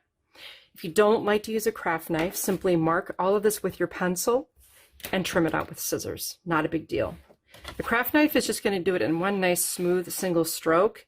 A pencil mark with scissors is a little bit less accurate, but not enough that you would notice. We have one other cut to make on this folio piece, 4 inches down from this edge. 1, 2, 3, 4. I can make a line there if you want and just use scissors also. I can also show you another way. I've made so many of these, I have tons of different ways I can do it. This is a 1/2 inch area we're scoring. We're going to remove the upper portion of this tab. And I used my craft knife to do it. You could also use scissors. Do you see how this was removed? That matches what you see in this picture right here. Okay, so now from the bottom, we're going to cut some darts. Starting at the left edge, notice the notches over here, big notch.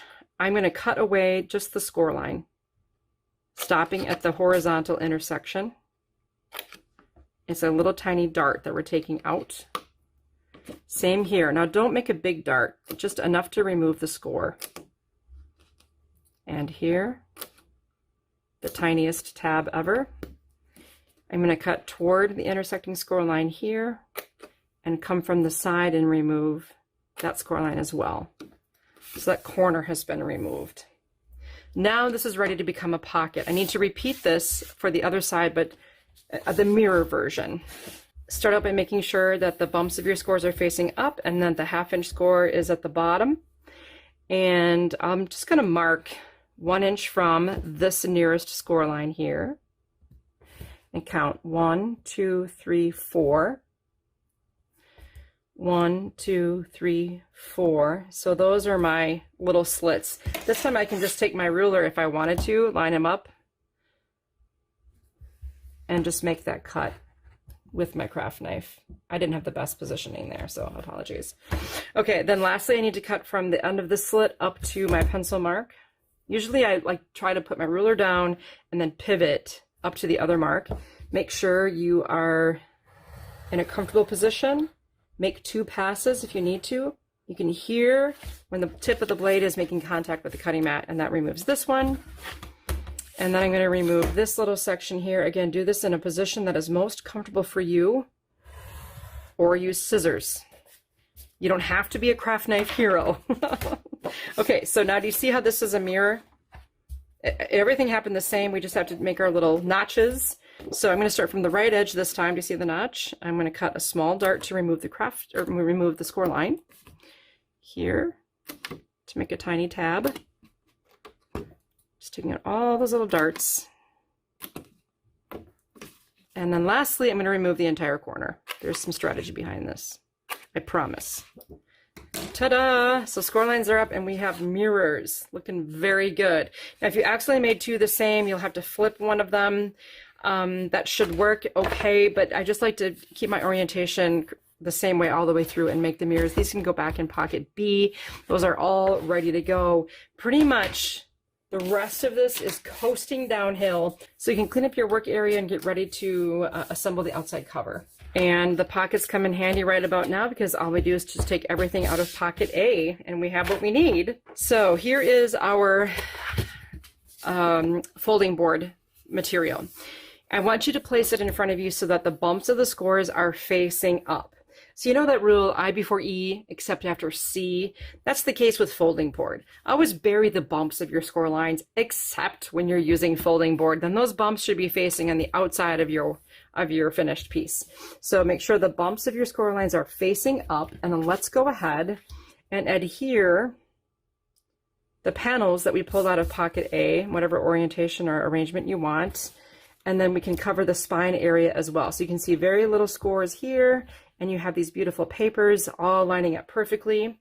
For the adhesion, you may use bookbinding glue in a needle tip applicator, or you can use your favorite adhesive. So I'm just gonna reach for my favorite adhesive right now.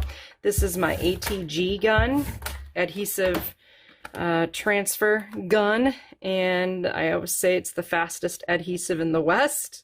If you are a prolific card maker, there is nothing more economical as far as adhesive goes, and that's regarding your time and the environment and the cost of operation. Okay, so this will be placed centered right here, and then you can cover the spine as well.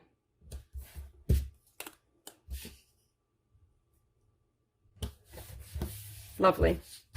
Now flip this over, and you have one more piece of paper from pocket A. It's another spine cover for the inside of your folio. It should fit in there perfectly. And at this point now we've identified this is the outside front cover, this is the inside. So gently fold on those score lines, and it's going to fight you a little bit. This folding board is almost like mat board. It definitely is sturdy. It is made for the luxury packaging industry like perfume and makeup. And so that's why I chose this product. It's archival. It's made in the United States. I absolutely love it. So I'm just kind of gently creasing really carefully. I don't want to rip this. So I'm just doing my best to sort of shape this into a book shape. And there it is. Really nice, sturdy, heavy duty. Cover is done. We can set that aside just for the moment. I'm going to go back and empty the contents of pocket B. And there's a little bit more in here, and we have a few more tasks we need to accomplish. We're going to take these folio pockets here. We can place them so that the bumps are facing up. And remember those little strips we made earlier? These are designed to support the spine of these pockets so that when you're, and that's going to end up being right here on the outside. So there's a piece of black folding board hidden behind here that makes this extremely durable. These pieces are just slightly on the long side, so I need to shave off maybe 1/4 of an inch tops. Don't forget to do that. So you can pretty much lay this in there to confirm that you're not extending into the scored area at this lower tab. No problem. Now, if you had a chance to take some of our bookbinding glue and put it in a needle tip applicator, that's great. That you'll have that if you got our toolkit. If you didn't, just use your favorite, preferably liquid glue, but if you don't have that, just whatever glue you can get your hands on.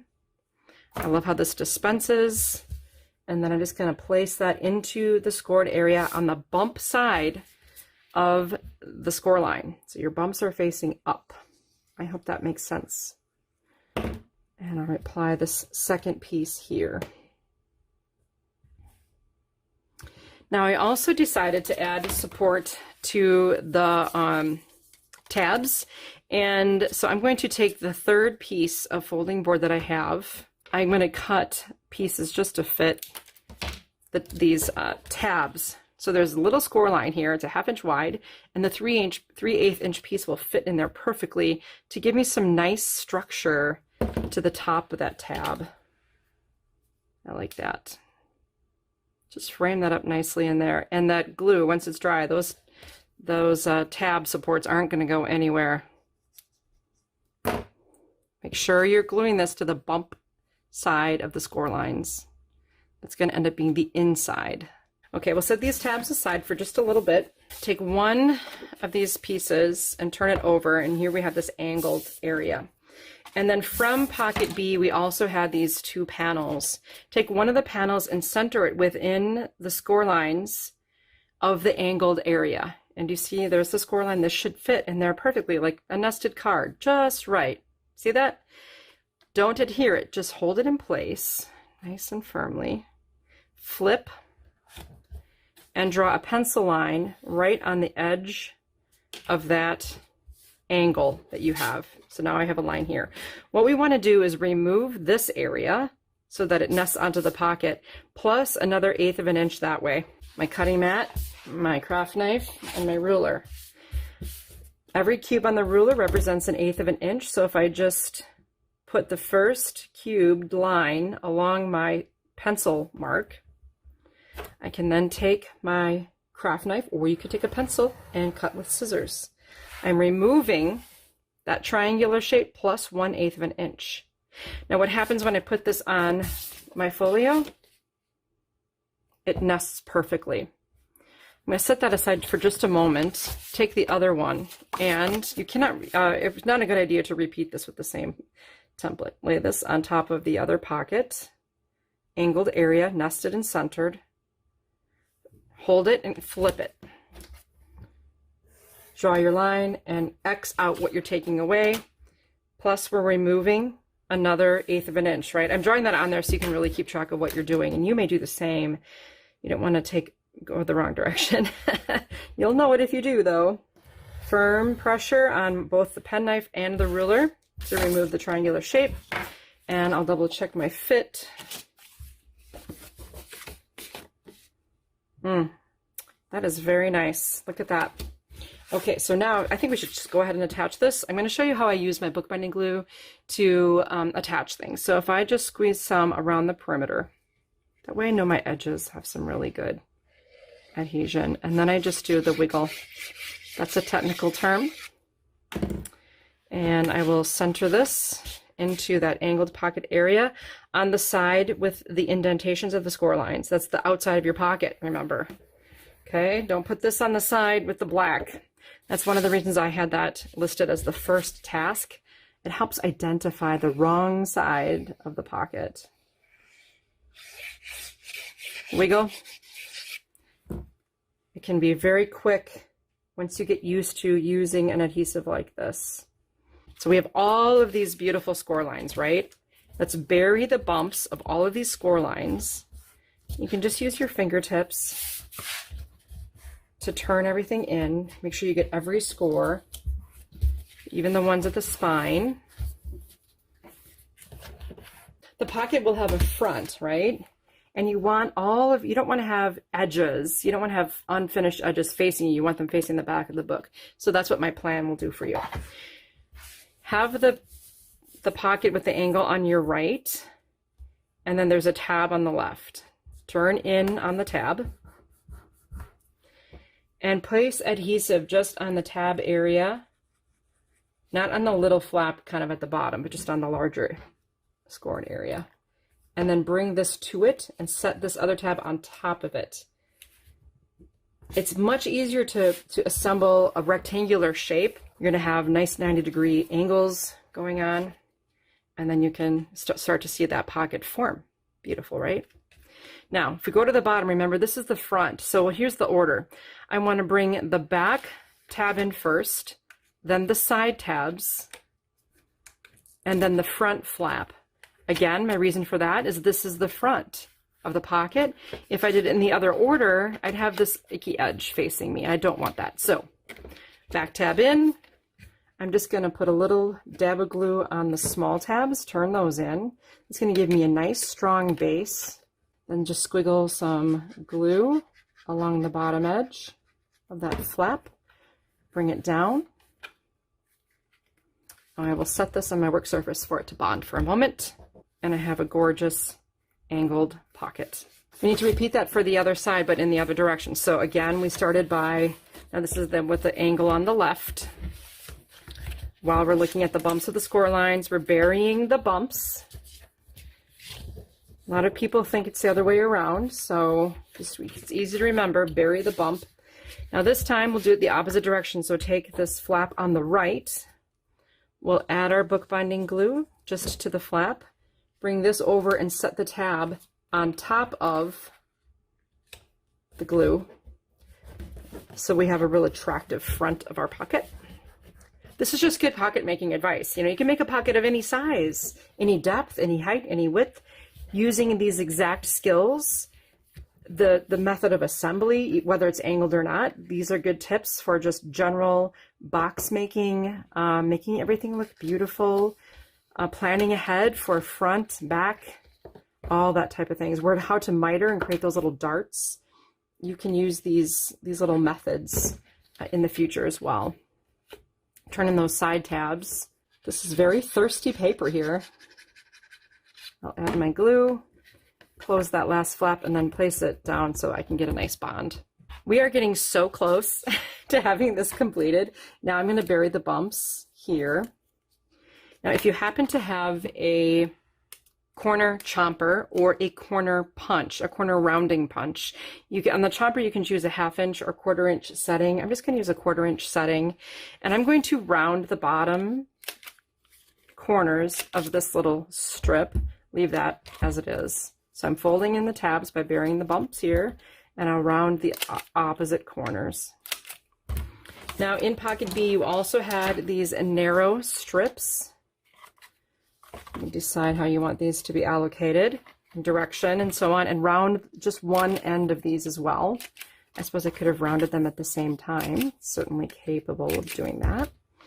Let's nest these onto the tabs. They should fit perfectly if everything went according to the plan when we did the trimming. Sometimes you have to adapt. I've done that too. We need to hang this basically onto the back of our folio so that holds all the cards in the pocket when it's installed. So I want to install this about 1/2 inch from this square corner. So to find that, I'm going to use my cutting mat. So if I lay this corner into one of my measurements from one line to the next, is just 1/2 inch. I have that marked. I'll do the same on the other lid, other cover pocket. Okay, I don't even know if I'm making a lid, a pocket, or a cover. I've done all of them. So now I'm going to take some of our bookbinding glue.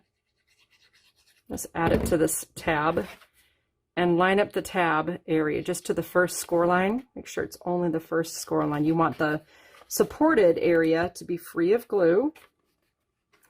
And just hang that onto your folio pocket. I'm going to repeat this for the other side.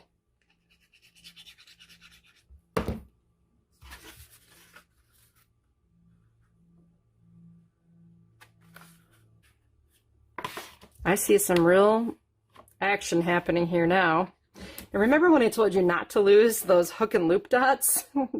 This is why. You don't want to lose them. I'm going to cut them in half. Now, hook and loop, like the hook side is the real scratchy side and the loop side is the real soft side. I just like to have them match. So if you're going to put hook on the back of the tab, put loop on the pocket, okay? Just whatever you do, just make sure it matches.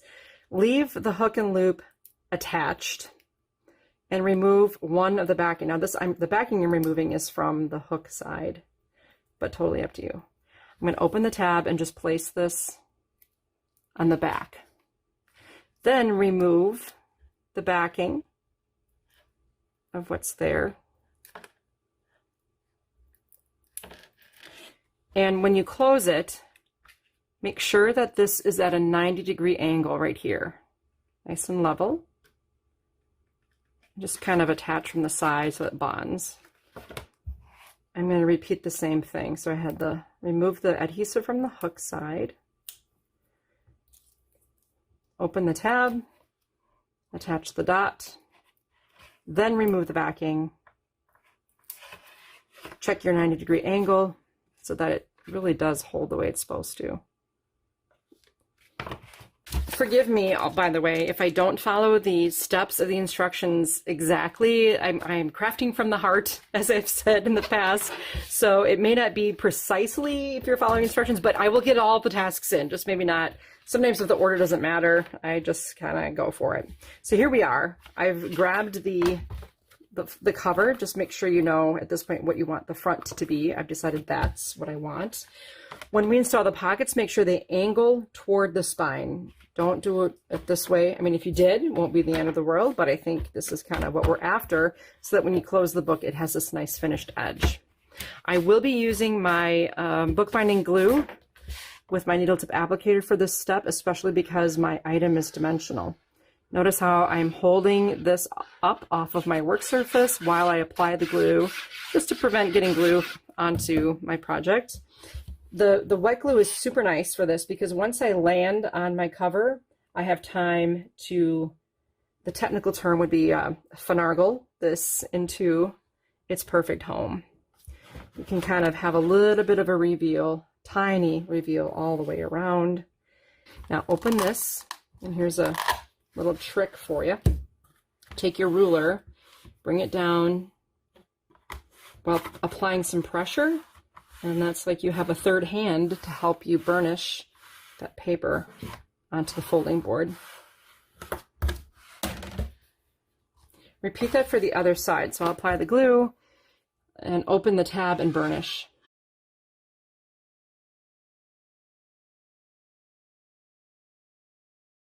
That is really taking some beautiful shape. I hope you agree. It's so elegant, so classy. I could give this to my neighbor Sylvia. She's 84, the picture of class, and I think she would really think this is quite fabulous. Okay, so now the belly band time has come so that this can be trained to hold itself together. Take the end so that it's at the middle, and just start going around the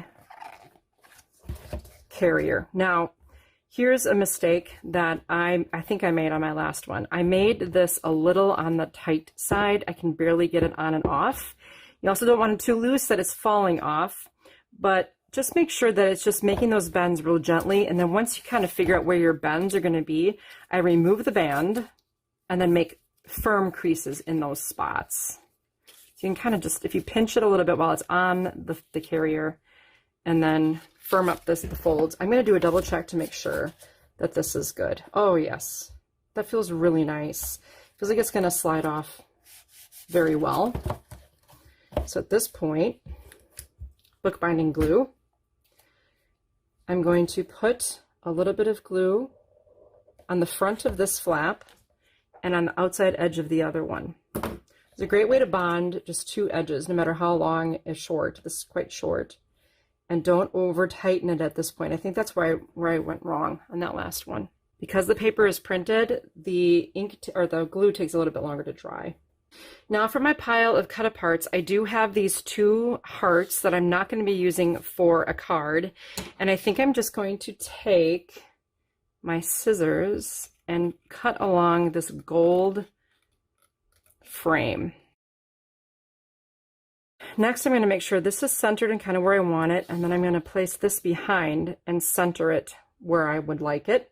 And then this can be placed on top one of two ways. You can just glue it, or you could also use the foam adhesive circles that we provided to you in your toolkit. I happen to have some of those foam adhesive circles here. I use them for everything.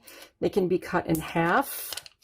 They have this handy pull tab, which eliminates the frustration that I often feel when trying to remove the backing from these things. You just grab it and pull, and then you're done with it. I love that. Okay, so now I'm going to use this and line up my heart with the frame underneath it. So I'm creating a sandwich. That way there's no seam on the belly band. Another lesson you can carry over. So if you're making a belly band, put the seam front and center and make a sandwich with two other elements when you can pop dot. And to me, I think that's just a very nice, classy looking front outside cover. Don't you agree? Just kind of says, love ya. Okay, now what goes on the inside of this thing? Well, first of all, I can get my envelopes out of the way. I have 4 super smooth A2 sized envelopes with the square flap I can insert into the left pocket. Look at that perfect fit. I'll close this again. And now we need to move on to pocket C. Now, if you take everything out of pocket C, you're going to find that series of card bases that we folded earlier, plus panels in 2 sizes. So you'll want to sort through what you have in the pocket, and you'll notice there are smaller panels, slightly larger panels, and then the card bases. So if you want to freestyle this and assemble these cards however you just follow your own muse, that's fine. Some people like to have a little bit more guidance, and that's why on page 4 I have included all of those images. So if I were to just deal these out, and kind of this is how a Club Scrap card kit membership works. We do the trimming, and then we're filing in pockets, and then we deal things out. So I'm going to deal out 2 ivory vertical cards, and then a manila and a slate. So these are the 4 verticals that I made. And again, you can choose how you want to assemble your cards. They can be any way you want. Then how about a horizontal navy, a horizontal manila, and then another horizontal slate and a horizontal navy. That's kind of how I have them laid out here in the instructions. Now we have these nesting panels to distribute. So I'm going to begin with a navy on the first 2 ivory card bases, a slate on the manila, a manila on the slate. Then on these horizontal ones, I've got an ivory on the navy, a slate going on manila. Let's add another vanilla onto the slate, and then an ivory onto the navy. Now every card except one will have one of these decorative panels on it. It's this one. This is the one I just, for whatever reason, did not add a printed panel. And it's just the way the math worked out on this part of the project. So now we've got a lot of beauty already in place. Finally, you can follow along with these images to figure out what goes on each card and what goes inside of each card. You could also empty pocket D in here. These are decorative options. That's why that ended up in pocket D. And so you have all these different strips. Like for example, you could add a slate strip to this card for a little bit of an anchoring device. You could maybe nest a quote onto that. You could add a navy panel maybe to this card since it didn't get a printed panel. How about an ivory panel here? Maybe a navy strip, an ivory strip. So many cool things you can do with your scraps to kind of extend the life of your cards. All of these have potential to be used either inside or outside. And again, that's from Pocket D for, you know, your discretion. All of our cut aparts that we trimmed earlier can be added to these cards. And in order to add them, they have to be adapted just a little bit. These cards were designed for a specific card size. So for example, this is one of the sentiments we'll be using on this card, but I'm just going to trim out that portion of it, just the text portion. I already went ahead and did that, trimmed it to fit this panel. Use your grid ruler to grab the measurement of this panel, which is actually 2.5 by 3.5 inches. And then you can just, you know, subtract 1/4 of an inch, trim this to 2.25 by 3.25. It will fit on there perfectly. You can add ribbon. All of the ribbon that was included in the showcase kit will help you finish off these cards as well. So this quote, "The world breaks everyone," this one gets a thinking of you on the inside. Then I am so glad that you are spinning around this crazy little planet with me. That's gonna get, I also added this element from the cut aparts along with happy birthday. This, you deserve more than just a simple birthday card. That can be trimmed to fit onto the blue panel here. And I also added this from the cut apart sheet. Here I have a fussy cut heart that can be added along with "It's Your Birthday." This can be trimmed or torn to fit onto that ivory panel. And then how about these insides here? For the inside, you can put "You deserve more than a simple birthday card. Oh well, happy birthday." And then try to enjoy it with this one that says "It's your birthday and we are all compelled to make you the awkward center of our unwanted attention." Now moving on to these horizontal cards. Again, I just had to take away just a small amount of this paper from the perimeter of the cut apart to have this fit. She is a beautiful piece of broken pottery put back together by her own hands, and a critical world judges her cracks while missing the beauty of how she made herself whole again. And I swear that quote just gets me choked up every time I read it.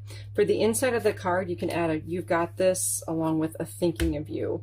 And I like that one so much we can even add a second one just like that, with a "Thinking of You" and a "You've got this" on the inside. For the last two cards, it seems to me that we have a lot of story left to tell. And then on the inside, we can say, "Here's to the next chapter, happy birthday." And then you can put a tag inside of each of those. Again, any other small scraps that you have left can be incorporated. Now let me just point this out. These still can be allocated, but all of the paper that you had in your kit for this particular project, of all of that, this is the only thing that's left. And like I said, it can be used. And that's the economy of approaching a project this way. This is how we do it with our Club Scrap memberships, the page kit, the card kit. Most of our projects work like this, where you first sort the paper, trim it and file it, and then each pocket helps dictate a quick route to the finish line for your creative potential. Now, if you are a stamper, maybe you're like, "I don't like all these images printed for me, I want them to be stamped." Well, what's neat is if you still follow the trimming protocols, you just simply take out the prepared image, flip it to the plain side, and then stamp your own artwork, your own sentiments onto these panels, because either way, they're still designed to fit. Now I'm going to just simply stack up these cards. You know how to adhere, and I'm sure that you have the creativity within you to recreate these cards. I'll give you one final tour of the ones in my note card carrier. And again, you know, make your own darn cards, right? They can be any style, any expressions that you want. So these are the vertical ones that were designed. You can see how various ribbons were stapled, and I also used quite a bit of foam adhesive to pop those front greetings. This is the one without the decorative panel, but isn't that beautiful with just the ribbon simply added? Here we have the fussy cut hearts, a loop of ribbon sandwiched between this and the mat. Looks so nice. So those were the vertical ones. And of course, each one has the inner sentiment trimmed to fit. That's going to need to be trimmed to 4 1/4 inches wide to match the size of the card base. Now the horizontal cards also just can be very simple. The addition of just a little swatch of ribbon stapled to that tag adds so much to the inside. Here's the other one. And then we have this one positioned at an angle on the card base. This was matted with one of those printed scraps. And then here, this one's just straight on with a peaking border on both sides. This was a scrap from one of the other cut-aparts. And then you still have an assortment of various things. Love you most, that's all, the end I win. So you have different things that you can use as well. If these are appropriate, these are just going to be extras because we had an innie and outie for each of these 8 cards, and our card kits generally make 12 cards. Once your design phases are done, you can set out your cards, your lid here, and use the gold dimensional acrylic to add some special touches to these cards. It just is going to add a little bit of dimension to, again, enhance what you already see there. So the artwork really plays well into this item. Now that you understand how this is constructed, what would be very easy is for you to take papers from your stash at home, if you happen to have additional paper on hand. Simply make substitutions for all the papers I've specified here, follow the same instructions once again, and create another note card carrier for yourself or for a friend. I hope you enjoyed this project and that you're inspired to make it again. Have fun. It's Tricia back again with the third and final portion of our project showcase. So far, we've made a project, we've made a bunch of cards and a note card carrier, and I thought we would coast into the finish line with a page formula. Every month, Club Scrap members receive one of these formulas, and it's not designed to help you use what came in your page kit, which I already help you do. It's designed to help you use what you have in your stash, because heaven knows most of us have a stash of paper. In fact, I've been doing these page formulas for so long.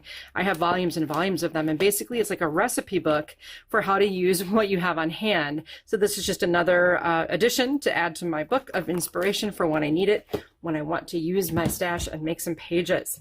So we follow the same protocols, and that's why I have my accordion pocket file here and my same type of a trimmer. We follow the same basic process, except this time you're in charge of what's what. So here the gather list says A, B, C, and D for my papers, and I've provided those papers to you. You'll notice they're just plain papers. So do you have to use these? Absolutely not. You can use any paper from your stash to make this formula again and again. So, but in this case, I plan to use the navy, and you can do this just right on the formula. Navy for the paper D. I'm going to use gold for paper A, handmade for paper B, and I'll use slate for paper C. So those color names should all be familiar to you. You've been using them all night in this showcase project. And again, all these papers came from one collection called Kintsugi. Now I've gone ahead and put an L or an R on my cutting diagrams here so I know where all the pieces go, whether they're going to be used on the left side of the layout or the right side. So everything that will go to the left side of the layout, well, I'll have you put in pocket 1, one labeled 1 and 2, and the pocket labeled 3 and 4 for the right side. So, or you can just make 2 piles, one for the left and one for the right. So we will begin with our gold paper A, and according to my instructions, I need to trim it 9 3/4. So we'll place the paper, stabilize on the clear bar, then slide down to 6 3/4 and 3 3/4. Now rotate and trim at 11 1/2 and 5 3/4. Both of these gold pieces are used on the left page, so I'll put that in the first pocket, the one labeled 1 and 2. And then this long strip is simply trimmed at 11, used on the left side of the layout, so first pocket. And then we have our next strip. This one is trimmed at 10 inches, used on the right side, so I'll put that in the second pocket. And then we'll make several cuts on this little guy. We'll start at 11, 8 1/4, 5 1/2, 2 3/4. And what that gives us is a series of 4 rectangles. They're all used on the left side of the page. And then you have a series, let's see, from the remaining pieces, the largest one is used on the right side, so I'll put that in pocket 2. These are your only scraps so far. Paper B is going to be this handmade lovely sheet. So I'll trim this at 6 inches. And then I'll cut this one horizontally at 8. This larger piece is used on the left, so pocket 1. And then this is also used on the left. The remaining 6 by 12, I'll cut horizontally at 8 and 4. 2 of these are used on the right side, so put those in the second pocket. And then 1 is used on the left side, so first pocket. Oh, my friends, this is the last sheet of paper we are going to trim tonight. Are you ready? I'm ready. Let's start at 9 3/4 and 6 1/4. Rotate and trim horizontally at 8 1/2 and 4 1/4. These 2 rectangles are used on the right side, so second pocket. Now we have this rectangle left over. We're going to trim horizontally at 6 and 3. That yields 2 rectangles for the right side of our spread. That's for the second pocket then. Now this strip we're going to trim at 10. Both this one and then the small rectangle that we just created, that goes on pocket 1. And then this last strip we'll trim horizontally at 9. This goes on the right side, so second pocket. This goes on the left side, first pocket. Again, you have a scrap. Oh my goodness. Not bad for a double page spread, because, you know, scraps are, I don't know, I always hate throwing them away, but then do you ever end up going back and using them? Maybe you do often. I don't know. That is the end of the trimming. Let's just give ourselves a hip hip hooray for that. And here is the assembly process. Now, for a Page Kit Club membership, we actually make 8 layouts at a time. That's why I have the 4 pockets. So we're just going to make a condensed version of what it's like to be a Page Kit member, where you have everything you need all prepped and ready to go to make your scrapbooking magic happen. Very, very efficient. Now, one of the things I did show quite a bit on my formula is some rounded corners. So I'm going to try to do that as I position the elements that we just created. So I will begin, I have my corner chomper. I'm going to use the 1/2 inch setting. And of course, this is completely optional, so you don't need to do this, but it does kind of add a little something special without very little time. So I just trimmed opposing corners, and I'll place that in the upper left corner of my layout. Paper C, as I noted, was slate. I'm going to round this lower left corner and place that flush the top of my handmade there. A was gold, so I'm going to take this one and I'm going to round the corners just on one long edge and place it vertically here. Look at all these wonderful layers we're able to create. And then I'm going to round just the corners on one end of this slate. You can do this with whatever you assigned to be this paper color. Okay. Then we have these rectangles that are gold. Those were designed to fit in a vertical column right on this slate. Oh, that looks so good. I love it. Now we have this handmade, which will have a mate in gold, and then we can just scoot that right in there. So all of this is done, I play with all of these elements in a digital world, and then I test it in the real world, and if it works, that's how it becomes a formula. Rounded the corners of this, I'll just tuck that under there. Beautiful composition, lots of room for photos. You got your feature photos, your cast of supporting characters there. And now I will empty everything in pocket B. This, with the number of pieces here, it is nice to kind of go and figure out where everything will live. Let's see, we've got a large nested, let's see, slate with a handmade in the foreground here. And then we should have two other smaller slate photo mats that will fit to the right. A is gold, and if I just round one corner of this, it fits nicely right in there. Notice I'm not even rounding the corners that I can see, won't be visible. Now tucked in right below these two slate pieces, you'll see another one that's horizontal, and you can nest it with the handmade paper. I'll round the corners of one end of the gold and one end of the slate. These are the last two pieces I have. The gold will slide kind of under, oops, straight edge will be flush on the right. And then this can sit beneath to sort of anchor that horizontally. There's my page. Very happy with this. The next thing you would need to do is adhere and nest. So I'm going to just do some basic nesting and add these handmade panels, for example, to their mates. To attach all of these to this slate panel here, I'm going to use my grid ruler just to help me guide them so they're nice and level and evenly spaced. I do this often when I have several pieces in a row where I just want to make sure that they're even. So I'm going to separate these by about 1.5 cubes, I think, for my best look on there. And I'll just leave the ruler position while I add adhesive to each square. And then when I lay it onto the panel, I'll just rest the edge of the element onto the ruler's edge.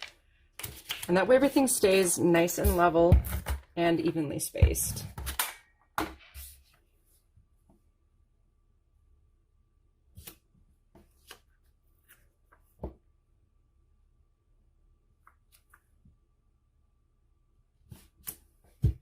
And there we go. We've got some nice progress here. Now I'm going to work my way just from the bottom layers up to the top. So we had everything sort of positioned where we thought it would go. So now we can actually add it to those spaces. And maybe all of this is just a nice little review for you. If so, that's great. If not, maybe you're learning like ways that you can make your, kind of up your game a little bit on your pages. I tend to glue things running up and down hill. So when I use my grid ruler to help me place things on my paper, I have a lot better luck with having things straight. There we go, that looks nice. And then I can use this next. I'll even rest it against the ruler so it's nice and level and flush at the top there. Same for this gold. The ruler is just always a part of my finishing processes. And if you can make it part of yours as well, I think you will never be disappointed.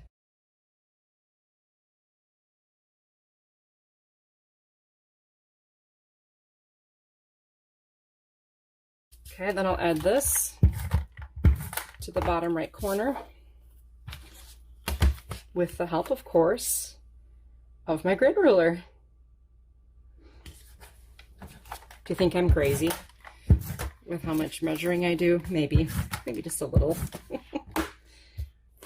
This will rest along the bottom edge here.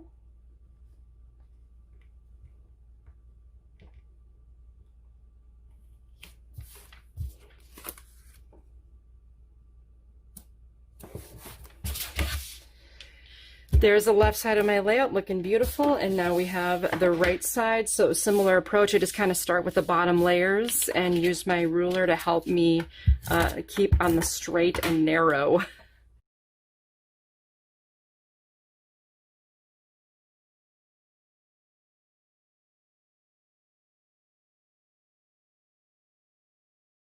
So I'm just checking my footage length, and I will be doing some editing of this video. But basically, from when I started trimming the paper and explaining this whole process to you to right now, live, 16 minutes and 46 seconds have gone by.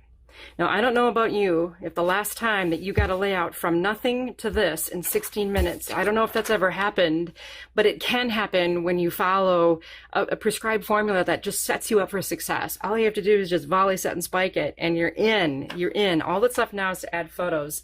Next, I have this box of pictures. Do you have anything at home that looks like this? This is what I'm working on right now. It's a trip to Europe that I took last October, and I'm just going to be selecting some various pictures to work on these layouts. So basically what I do then to finish is sort through what I see and try to find the best pictures for the spots that I have. And I think this will fit in a horizontal space, believe it or not. I'm going to show you how I do that.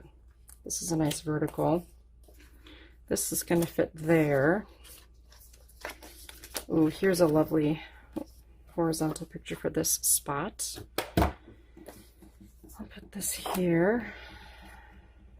That'd be nice in that spot.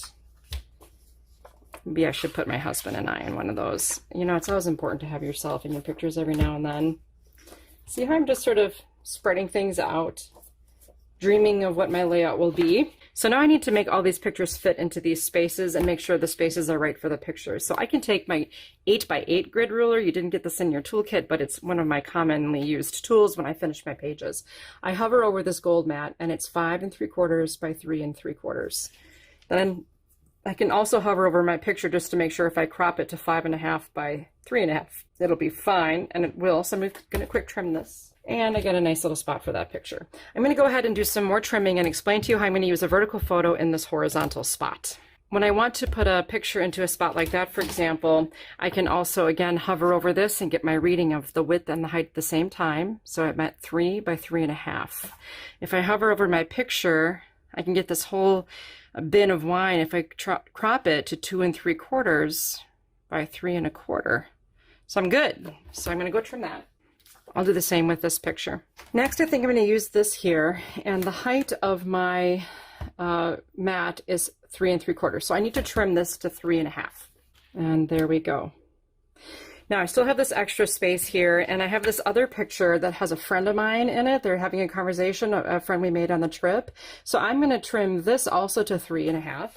And I think I'll have just enough room to add him to this opening. So here's what I'll do. You can even, if you'd like, if you're sure about this picture, I'm going to place it in this spot. And then I'm going to take my 8x8 and hover over the area. I want to leave a little bit of space in between this picture and this one.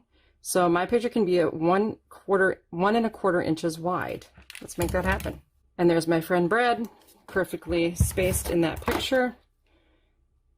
And I turned one horizontal mat into an opportunity for 2 vertical pictures. I'll do the same process to find homes for all of these.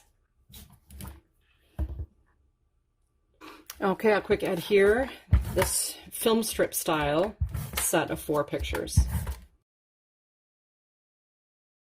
Now I still have this really cool wine glass picture, and I want to incorporate it into a spot that doesn't have a photo yet. I see I still need to glue a couple of these down.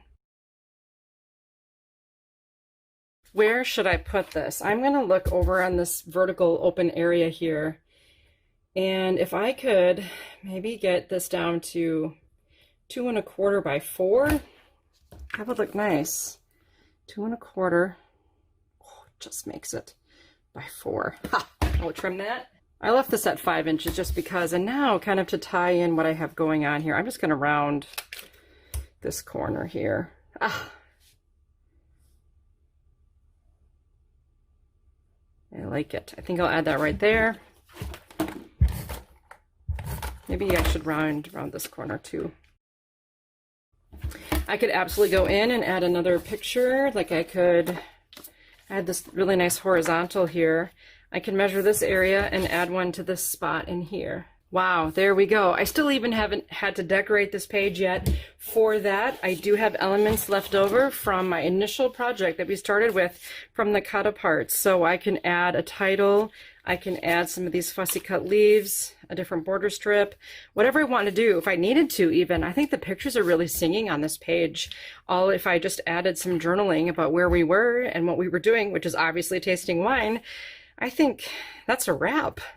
Again, if I look, I'm at live, that includes all the time I spent just adhering things down and trimming. I'm at 28 minutes, and I'm sure I will be able to edit this into a shorter synopsis of what just happened. But if you knew you could complete an entire page in just 28 minutes, maybe you could squeeze some more crafty time midweek and really feel accomplished with what you do. Plus, you'll be using paper from your stash with the help of this awesome page formula. And you could use this again and again. You could rotate the page in different directions to make your pages look unique, even though they're following the same pattern. And I think that's what makes this really exciting and fun. So that is your page formula, the third and final portion of our Club Scrap project showcase. And you did it. We made it to the finish line. A snap ring album, a no card carrier, and a double page spread. It's a lot to do in a night, and whether you just sat back and sort of absorbed the whole project or you did it right along with me, congratulations. Here we are at the end. We're probably exhausted. I know I am. Now I'm quite certain this will be my last online event of 2020, of which there were many. And I've decided I'd like to leave you with a very special final wish for the year.